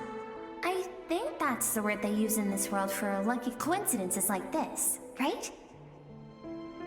Now, before I take you to her, I gotta ask. You're the first outside visitor to ever come here, so what's your impression of this place? Oh, you noticed. This river represents Skirk's strength. Strength accumulates over time. It is the summation of a person's lived experience. So this river is where all the fragments of Skirk's life should converge into a single stream of memories and emotions, flowing forward as one. But as you can see, this river has been severed numerous times. It's because Skirk doesn't like who she was in the past. And all she sees reflected in the river is a disgraceful shadow of who she was. She cuts through water and rock with the sword of reason, severs her connection with the past, and begins anew.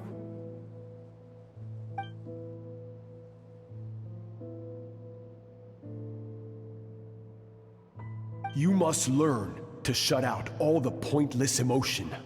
Crush the self that makes you weak, and become master over your physical form.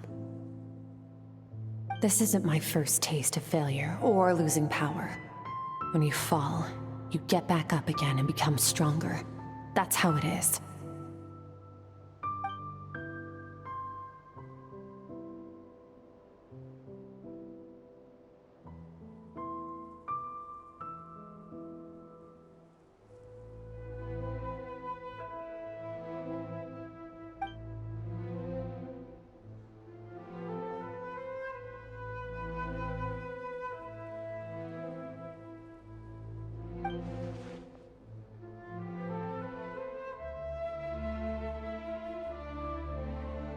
The answer to one mystery invites another question, I see.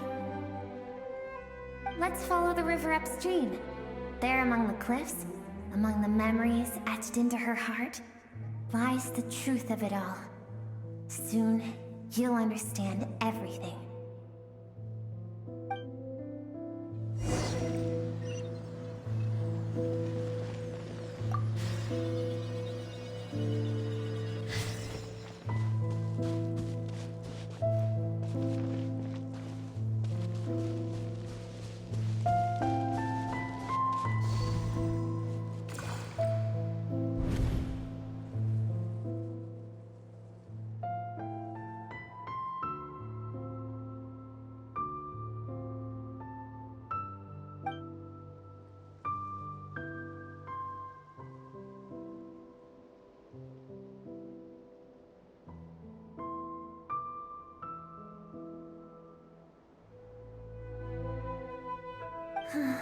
I've always thought that, even when falling leaves don't come from the same tree, they can still form bonds of kinship when they meet.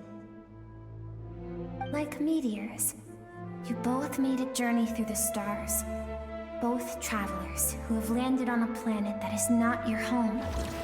Yet, when she first noticed your presence, although she hesitated for a moment, she still chose to walk away.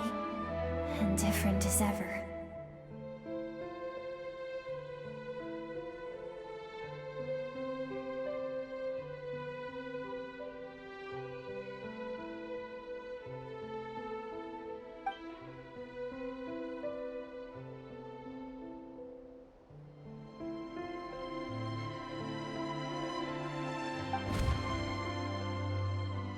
Seems like you've answered your own question. Skirk sees herself as a trespasser in this world. She's made a conscious choice to avoid altering its path. But the reason for that decision stems from events much earlier on in her life. Let's keep going. It's still a long way to the source of the river.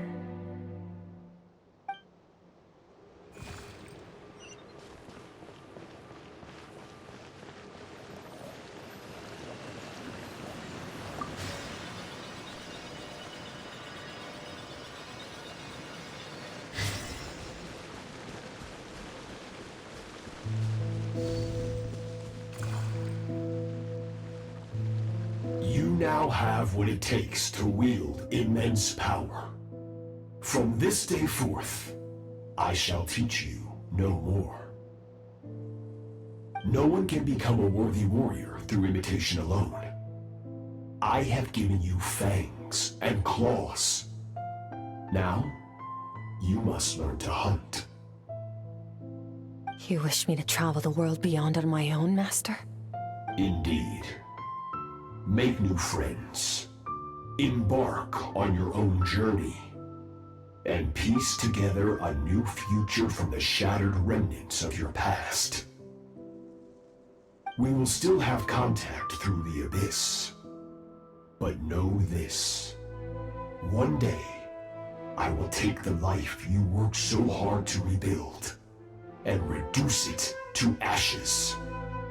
Just like the fire that haunts your mind. Why would you do that? I have told you before, fear is the catalyst for human evolution. You have tasted loss. You have known fear, so deep it can be felt in the bones. But as living beings, we all have an instinct to detach from that which harms us. And thus, pain dampens over time, and the acrid taste of fear becomes but a distant memory. Yet now, I have bestowed upon you the gift of fear eternal. It will drown you in the nightmare of your childhood, or it shall drive you to defeat me, whatever the cost.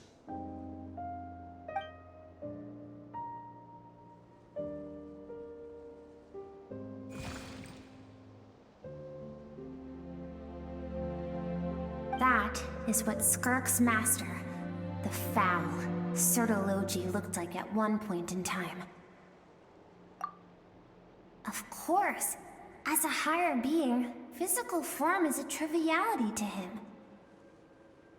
He could appear as a beast, a human, or even a monster that defies description. The form you see him in here, clad in abyssal armor, is the one he usually wears when traveling through the stars.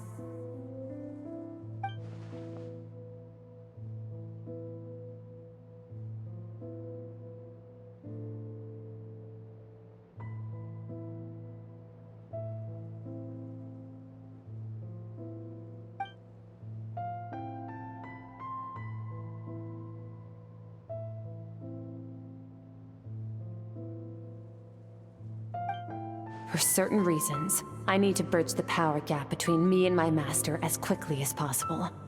But first, I need to understand the source of his strength.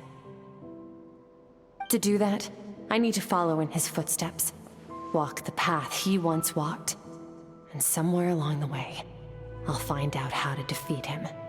That is my sole focus and purpose.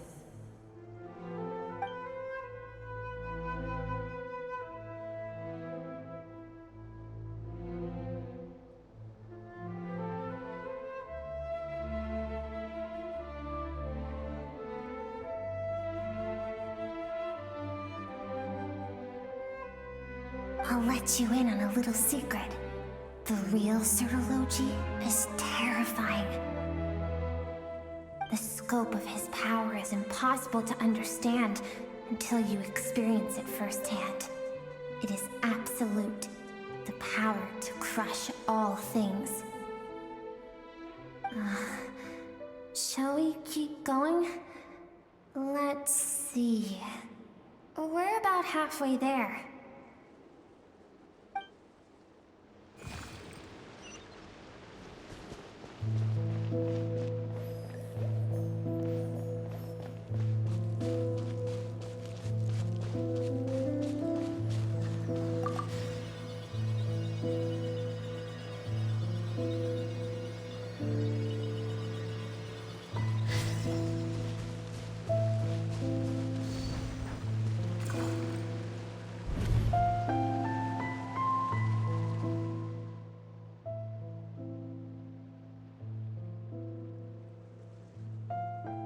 We've made it quite a ways already. This is Skirk, when she first began training under Sertology. I have set your broken wrist. Tomorrow, you're to train twice as hard. No tears this time. Good. Attempting to garner sympathy through tears is a habit of the weak. A pitiful, useless ploy. Can I ask a question, Master? Why did you save me? I keep thinking, maybe it would be better if I had died. I wouldn't be haunted by that fire all the time. I wouldn't have to go on like this. I saved you because I have a plan for you. It has been too long since I fought a battle that demanded my full strength, and I hunger for it. Every so-called genius and prodigy I have faced has crumbled like sand underfoot. Before me, even fate bends the knee. So, I will teach you everything I know, train you by whatever means necessary, in the hope that one day you might surprise me. But I don't want to draw my sword against you, Master. What you want matters little. Among the boundless sea of stars, the cries of the weak are but faint murmurs that disappear into the void. You of all people know that well. Yes, Master.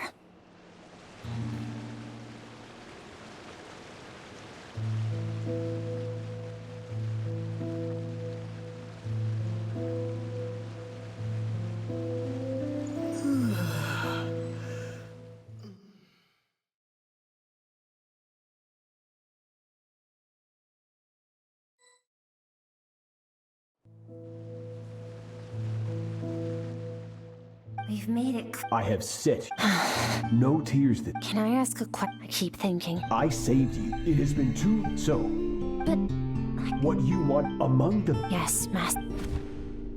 From that day forward, all she knew was grueling training, emptiness, and fatigue. After some time, her talent bloomed, and she gained control over her emotions, like her master. How should I put it? It was not that human emotion disappeared from her heart, but that reason came to dictate all she was allowed to feel. I suppose it was at this point that she became the Skirk you know today.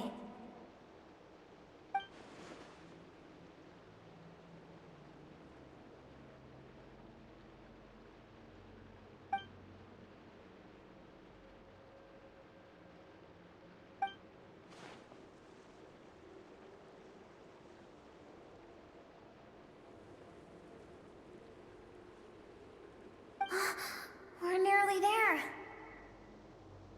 I almost don't want to reach the end. Well, shall we? This is the final stretch.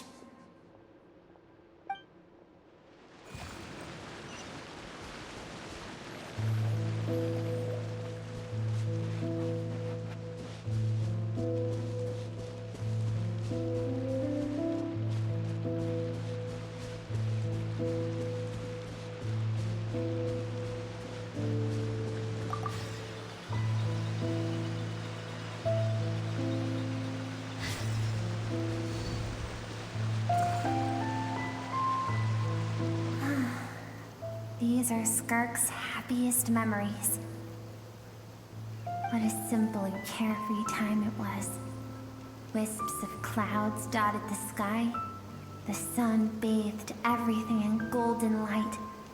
And when song filled the air, not even the shyest of flowers could resist swaying along. This is Skirk's homeland. She was so curious about everything as a child, always skipping school to go exploring instead. There was so much to discover. The treasures at the bottom of the sea, the secrets beyond the stars. And that merchant ship packed with adults wearing those strange clothes. Yes, the ship. That was the beginning of the end. It was a spaceship. When it arrived, the people that disembarked wore smiles on their faces and spoke of friendship. They claimed to be merchants from a neighboring planet, looking to establish trade. Skirk's parents, her relatives, her neighbors, everyone welcomed the newcomers with open arms and allowed them to explore the planet. To them, the visitors were guests and should be treated with hospitality. No one had any idea of what was to come. Several months later, an army of unknown origin arrived without warning and carried out a ruthless campaign to destroy everything and everyone on the planet. Skirk had skipped school that day, like so many times before, so she was not caught in the immediate wave of destruction. But when she came home that day, only fire and ruin awaited her. Countless people cried out to her for help. People she knew and loved. Friends and relatives. The little girl who lived next door. The shop owner with the bad leg. The bad-tempered teacher she had made fun of just that morning. Their lives were discarded like worthless trash as the fire consumed one life after another. Skirk was helpless. All she could do was run. And so she did. She kept running until an unexpected figure crossed her path. If Sertology hadn't been there in that moment, the fire would have claimed her life too. And there she would have remained, left to rot in the scorched earth, with no answer as to why any of this was happening.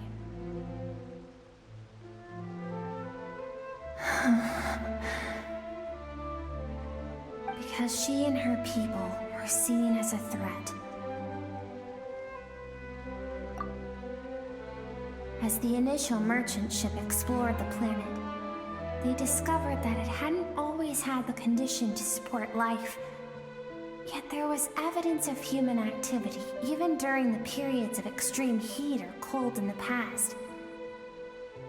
Further research revealed that, over time, the people of this planet had evolved the ability to adapt to any type of environment or energy source. For that reason, the outsiders viewed them as a potential threat and decided to eliminate them before the threat could rear its head. And so, the army was called, and the so-called danger was wiped from the face of the planet. Senseless, isn't it? Deemed a threat because of a gift they didn't even know they had. Perhaps it was their own innocence and kindness that doomed them. But in the end, that was lost to the blaze as well. If those with power get to decide good and evil, then all you can trust in is the sword in your hand.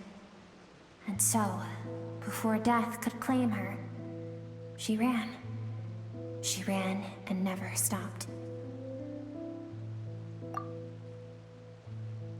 No one wants to relive their most painful moments. Well, that brings us to the end of the story. This is as far as we can go. Skirk is waiting over there. For both of us. Let's go to her. It's time to fulfill my purpose. And my greatest wish over all these years.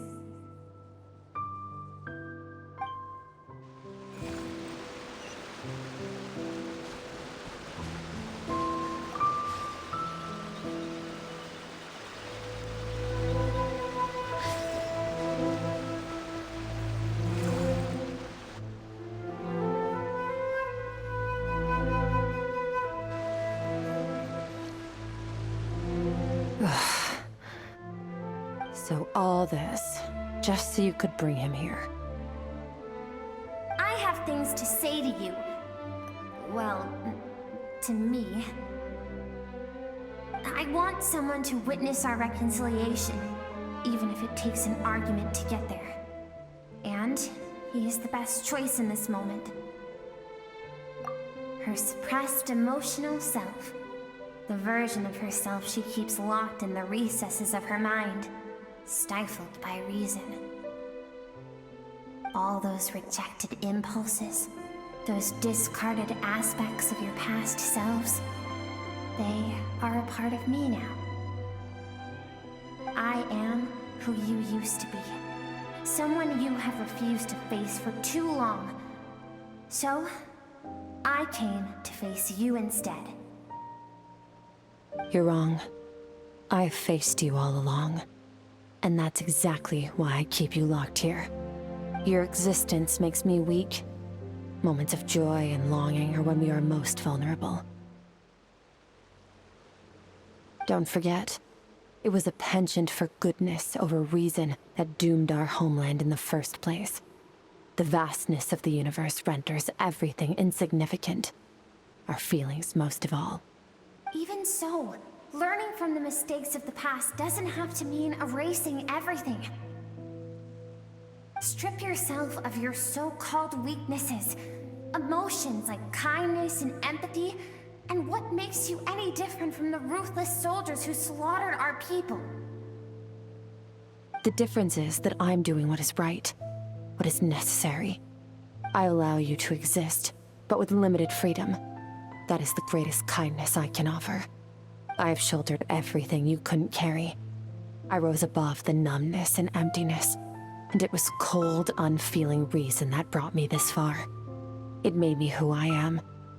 It made me strong. That is the problem. I want to shoulder those things together. On the grand scale of the entire universe, maybe our feelings are vanishingly small, but why should that mean they don't matter? Emotion gives warmth to the cold expanse of space. It gives meaning to the world around us. Think back to those nights of gazing at the stars, those afternoons of exploring the unknown. Think back, and let them grant you peace. A brief respite from the pressure you put on yourself.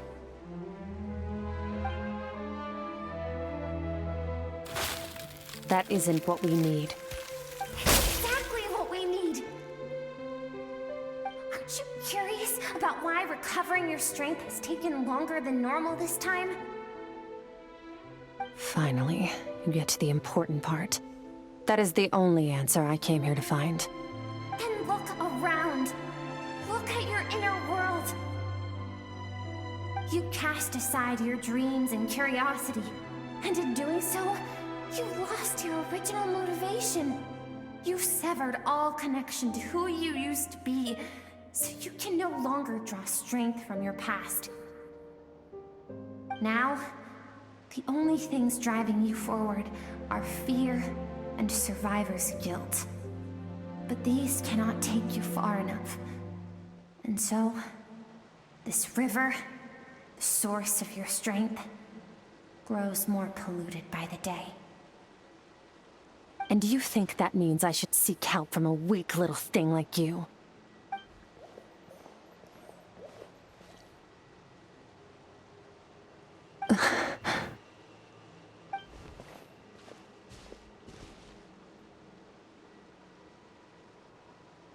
Thank you for saying that.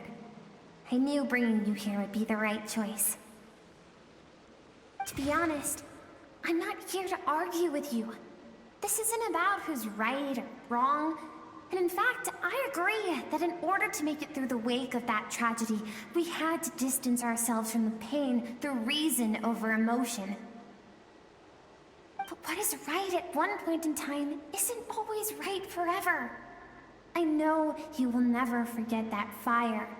I know the fact that you were the sole survivor fills you with guilt. And I know that among the voices that haunt you, mine is there too. Because deep down, You know that you didn't turn out to be the person you wanted to be. All those unfulfilled hopes are like knives to the heart. And I don't want you to hurt anymore. So even if you can't accept me, I hope, at least, that you can let go. I keep thinking, maybe it would be better if I had died.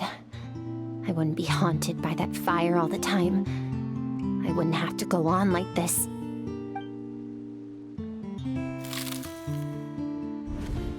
Your dad and I, we're not afraid to stare death in the face, but we need you to survive.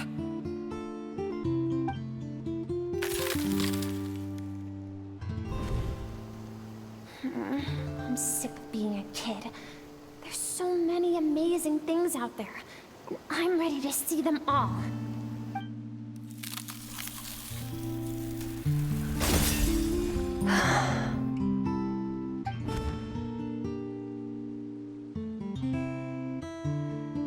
I remember. There was a song Mom and Dad always sang when we went out to fetch water.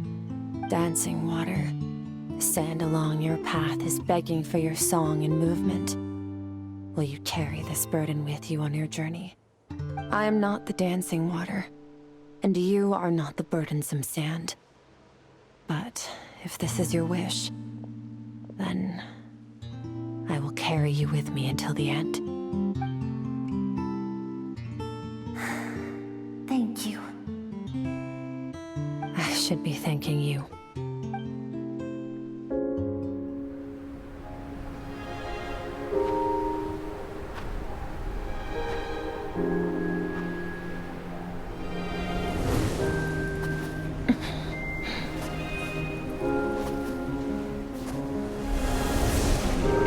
Run, Skirk, run! Remember, leave no one alive! Heed my words, Skirk. Let fear take root in your soul. Did you survive? Why was it only you? Skirk, did you become a positive light in this world?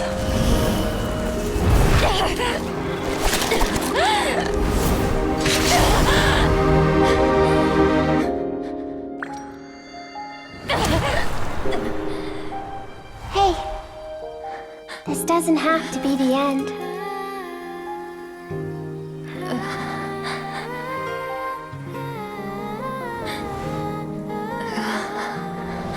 Life is a gift. Don't let darkness claim it.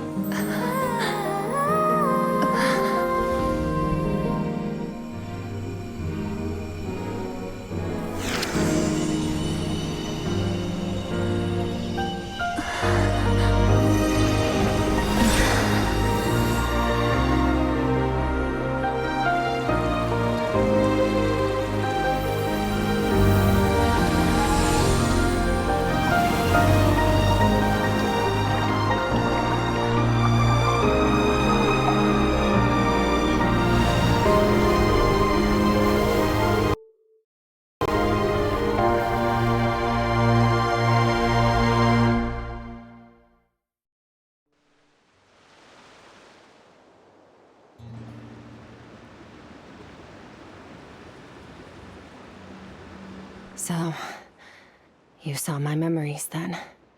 I once asked my master if survival of the strongest was the law of the universe. He said no. But in a world without order, those with no moral boundaries tend to be the ones who survive.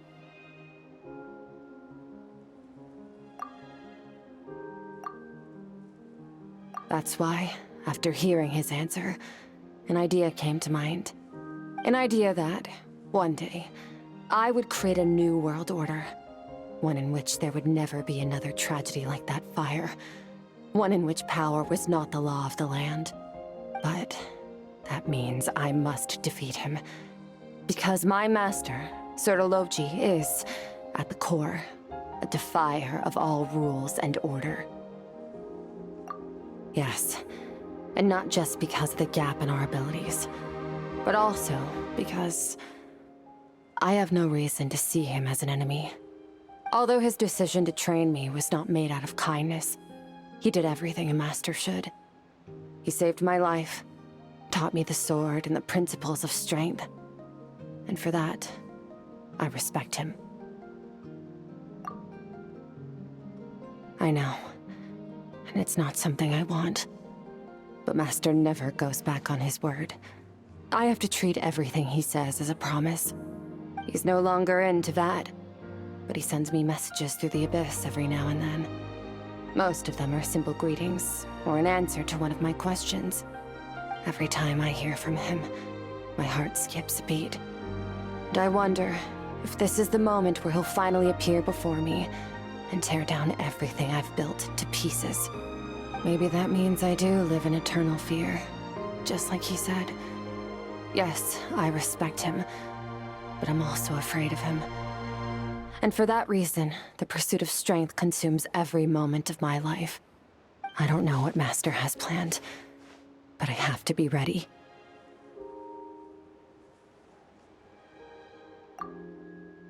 Help me? Why? This isn't your fight.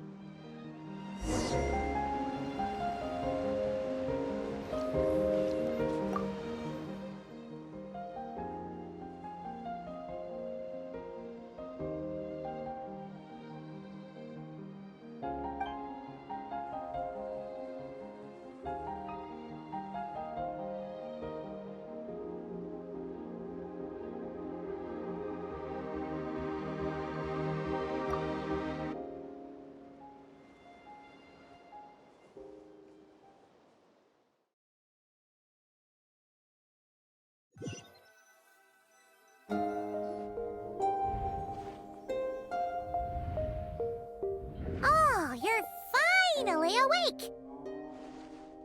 Honestly, Paimon was gone for like 2 seconds and then she comes back and finds you both unconscious? Oh, you scared Paimon half to death! You're both okay, right? What does it look like?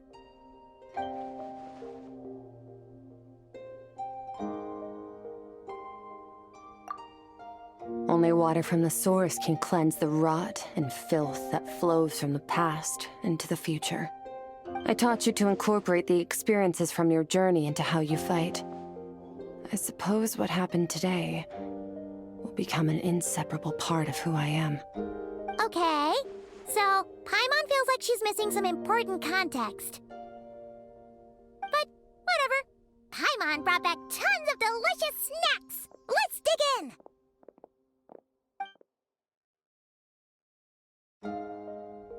All right. It's about time we finished what we started. We're gonna deal with this thief for good, right?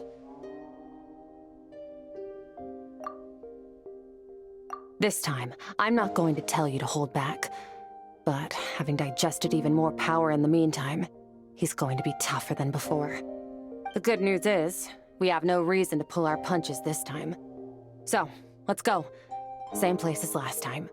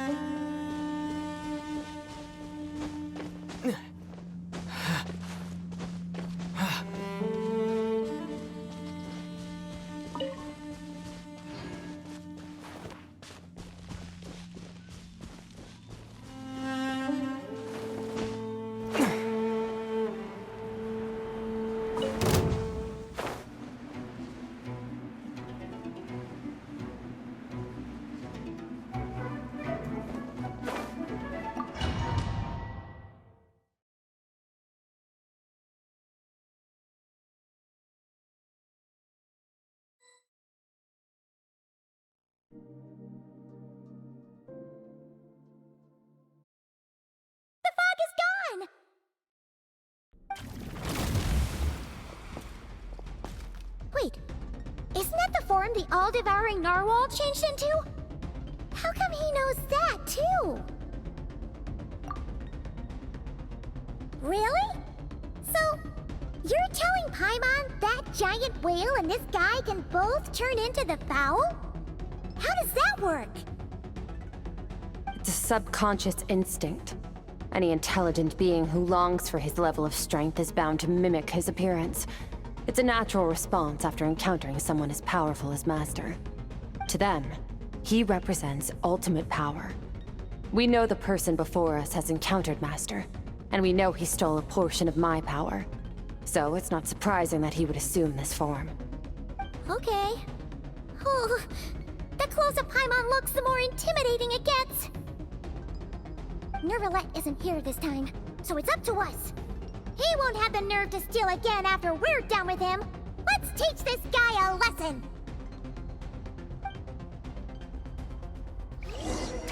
Eternal. Infinite. Bombs away! Lasting. Paradise! Merciless. Haven't forgotten your training, I hope. Extinguished. Power.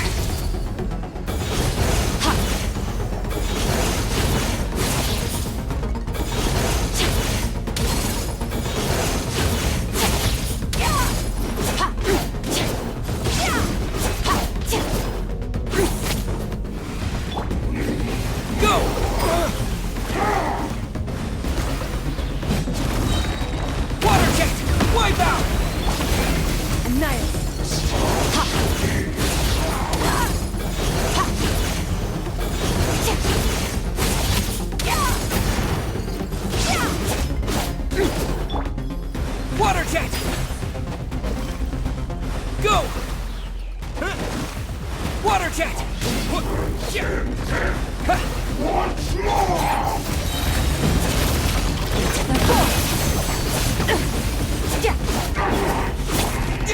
Go! Beyond this world.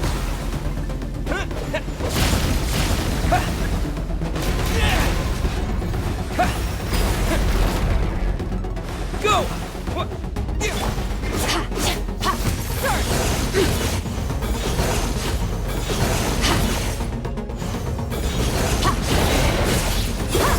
Mine to wield.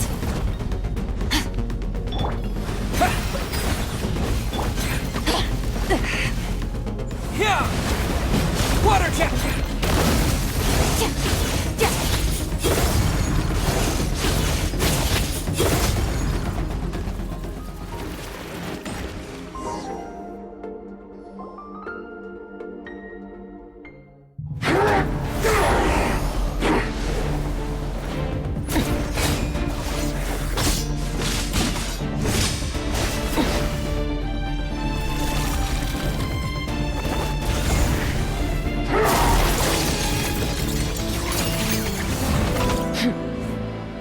Haven't had enough of my power.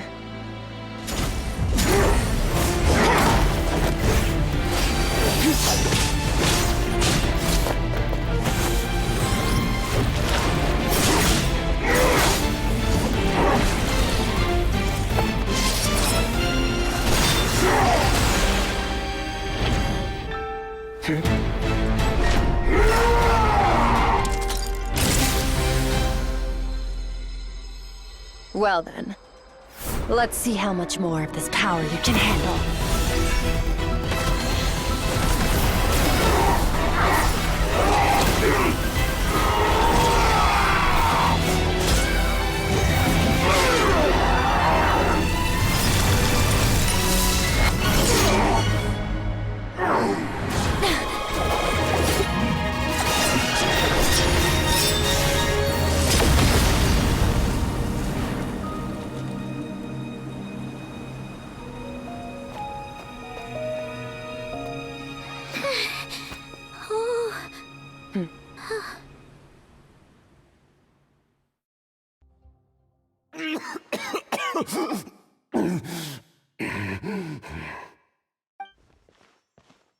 Well, Have you come to your senses? You saw that my body was at its limit. So, you deliberately channeled your power into me, knowing that it would destroy my shell from within. Such power, such keen battle instinct.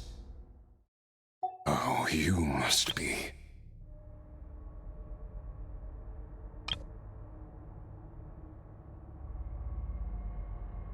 Skirk, Sertologi's disciple. How long has it been? How long has he been away from Tevat? Hundreds of years. Hundreds? Sorry, it's a lot to take in. I should introduce myself. I am Skofnungar, a friend of your master and one of his followers. This is the first time I've heard your name, Skirk. But hundreds of years ago, I knew you existed. And I knew you would come here. Hundreds of years ago? Sounds like you and Master have quite the history. Care to tell us about it? Of course. Might as well take advantage of a clear head while I can. The story starts a long, long time ago. I was born into a noble family in Conria. As the eldest son, I was set to inherit our title. But I contracted an incurable illness as a child, and everyone gave up on me. I trained the sword harder than anyone else, defeated all of my peers. But it was all in vain. When other people looked at me, all I saw in their eyes was pity, or a strange glee in my misfortune. Even my parents were just waiting for me to die. Over time, my heart hardened, and I became aimless. That was the point where I met your master, Sertologi. We were similar in age, but different in background. He was born in prison, the son of criminals who had been sentenced to death. He spent his childhood wandering the streets, facing more criticism than the literary works in the Universitas Magistrorum. Yet, he always wore a smile on his face, as if kindness and malice were one and the same, and he could not see the difference. I still remember what he said to me when we first met. You need to fight to survive. Even if it's a losing battle, it should light a fire under you. How can you sit back like this and go down without a fight? That does sound like something he would say. He was the first to acknowledge that I was worth something, and he inspired me to keep going. When we sparred together, it was the first time I'd actually felt the thrill of combat. When I was 10, he stole forbidden research materials and managed to cure my illness. It was like there was nothing in this world he couldn't accomplish. When it came to the human form, he was always intent on pushing the boundaries of possibility. But somewhere along the way, I fell behind. My talents were nothing compared to his, and at some point, I realized he had pulled so far ahead, I was too embarrassed to even ask him to spar. After his grand endeavor was successful, he sought me out and said to me, "This planet no longer holds anything of interest to me, so I'm leaving. But first, I have an offer. I can use a power I have just refined to break the curse of immortality for you. Your death was once what we worked so hard to prevent. But the immortality you now face is a different kind of pain altogether. I'll pass. Immortality doesn't sound so bad to me. Since I can't die, it means I have an infinite amount of time to get stronger. Maybe I'll finally catch up to you one day. And we can spar like we used to. Are you sure? I cannot say when I will return. Your body, or rather, your soul, might not be able to withstand this curse. All I can do is try. After all, a wise man once told me, people need to fight for their own survival. Wise indeed. Nevertheless, if you grow weary of the pain of immortality, and wish to experience a good sparring match before you wither away, seek out my disciple. Disciple? Never thought I'd hear that word coming from you. Nor I, but Vedifenir said I was destined to find a disciple out there in the universe, and bring her to Tibet. You know as well as I, Vedifenir's prophecies are never wrong. Well, now I'm curious about who this disciple of yours will be. All Vedifenir said was that one day, the stars shall bow in her honor. Sounds pretty impressive. Of course. Only the most outstanding people would have the right to become my disciple. Still self-assured as ever, I see. But you're not wrong. I'll be leaving then. Oh, and if you are serious about getting stronger, I left you a little gift in the primordial sea. As I've said before, walk whatever path you want. Freedom means even the wicked get to make their own choices. Waiting for me in the primordial sea was the all-devouring narwhal, already beaten into submission by Sertologi. In its weakened state, I was able to cut off part of its flesh and sew it into my own heart. Your heart? That sounds like torture! How did you even survive that? Because, of course, I bear the curse of immortality. So, you used the curse to turn yourself into a vessel for power. Even with that whale's ability, devouring power like that is not something the human body can withstand. With your body and soul constantly at the breaking point, it was the curse of immortality that sustained you. But that is not the path to strength. You have to pour your heart into it, work for it, dream of it. Instead, you stole something that didn't belong to you, and it backfired. You're right. I should have known better, but I had already pushed myself to my limits, and he was still miles ahead of me. So I had to take a leap of faith. I miss your master. I miss the days when we were all together, troublemakers without a home. I don't regret the choice I made. But if you'll allow it, I do want to apologize. To both of you. After the beating we just gave you, I think we can call it even. You're an interesting one as well. Sertologi's disciple. That's a lot to live up to.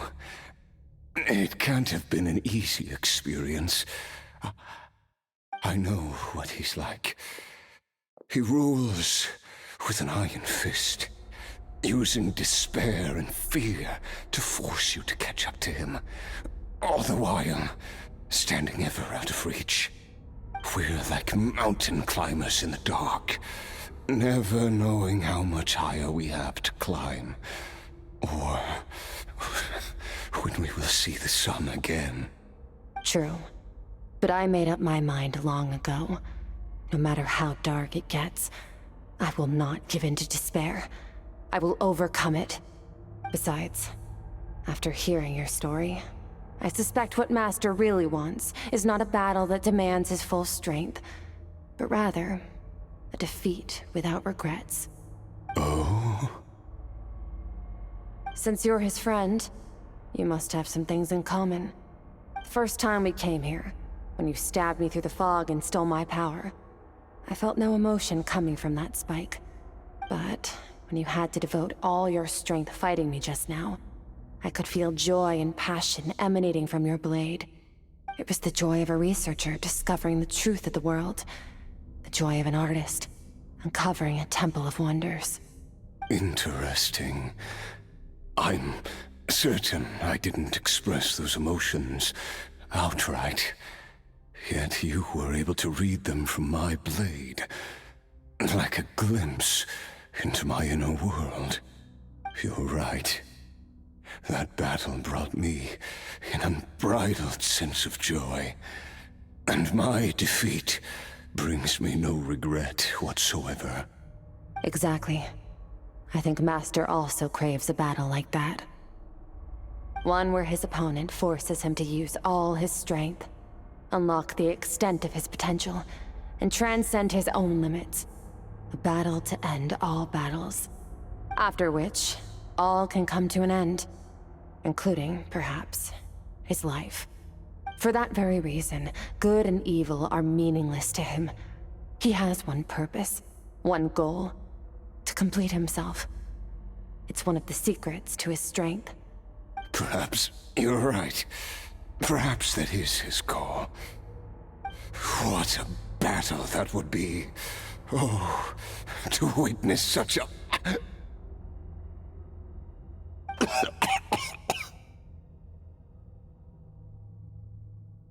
you okay?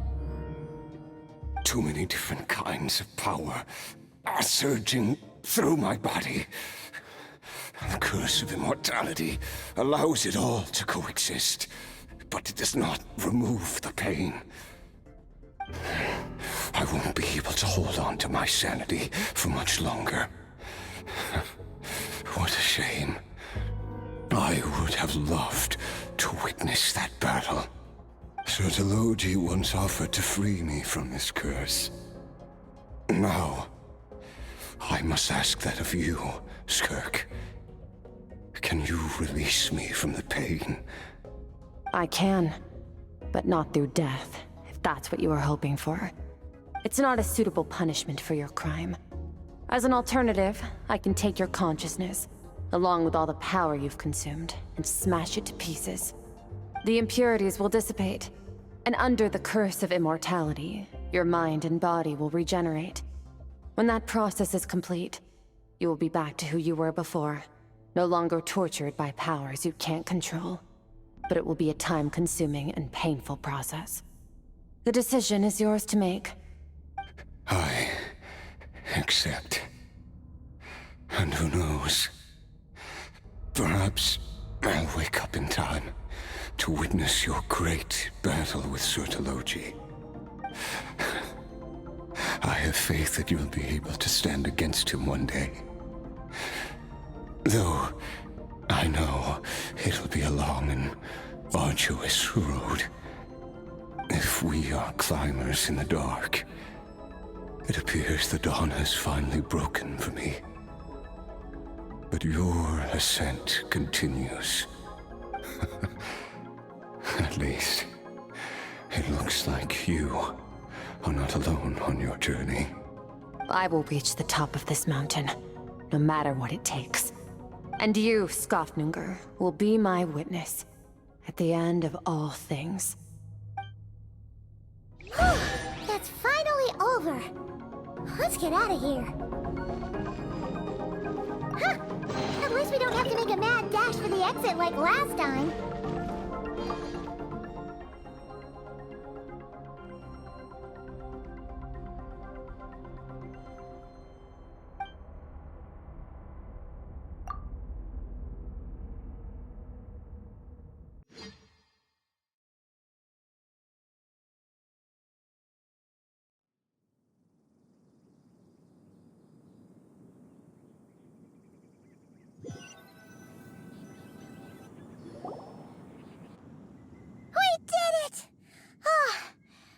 been a few days, but it feels like forever.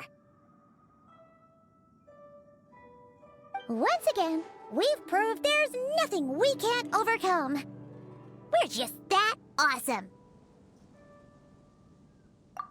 Wow, you sound even more confident than usual. Guess you really have become stronger. Today sure went by fast. It's night already. Oh wait, that reminds Paimon. The stars you mentioned, the ones that died out, are they back now? Yes. The power Skafnungur stole has been returned. So, the stars have regained their light. Great! Huh, it's crazy that you even noticed their light was gone. There are so many stars in the sky. If a few disappeared, Paimon definitely wouldn't be able to tell. I suppose it's because I have gazed upon this sky for centuries.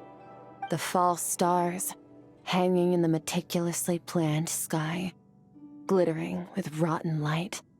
It's not real. And yet, it is for that very reason that I can look upon it and enjoy the momentary peace it brings. Even the most beautiful of bubbles has to burst. We will return to the real universe one day, whether of our own volition or not. Time marches ever forward. Even the innocent and naive will taste life's bitterness. Yet through hardship, we grow until we learn to seize the sands of time for ourselves and uncover our true strength. Though we gaze upon a false sky, its vastness and majesty is palpable. One can only wonder, what is it going to take for kindness to reign supreme in the vast expanse of the universe? Ugh, this is all going over Paimon's head. But if she knows one thing, it's that the Traveler always finds a way. Ever since we met, he has filled Paimon's days with happiness. No matter how tough things get, he always finds a way to make it better. If it's too big a job for one person, then we'll do it with two. And if two's still not enough, then 3. We've met so many amazing friends and accomplished so many amazing things. As long as we don't give up, we can make any wish come true. I suppose when it comes to you, anything is possible. Well, I should be going. Now that my power is no longer isolated from my emotions, I need more practice to get used to it. I suppose fate will decide. Maybe we'll bump into each other on the street. Or maybe we'll reunite on a different planet entirely. Regardless, reunions and partings are but passing moments. More than anything, I hope that, at the end of this journey, wherever it takes us, we stand in a world reborn. One without war, pain, or forced partings. One where new life can bloom, even where there was once nothing but scorched earth. For this, we must all work to become stronger. If that's what you want to call me, I won't object. Goodbye. Bye!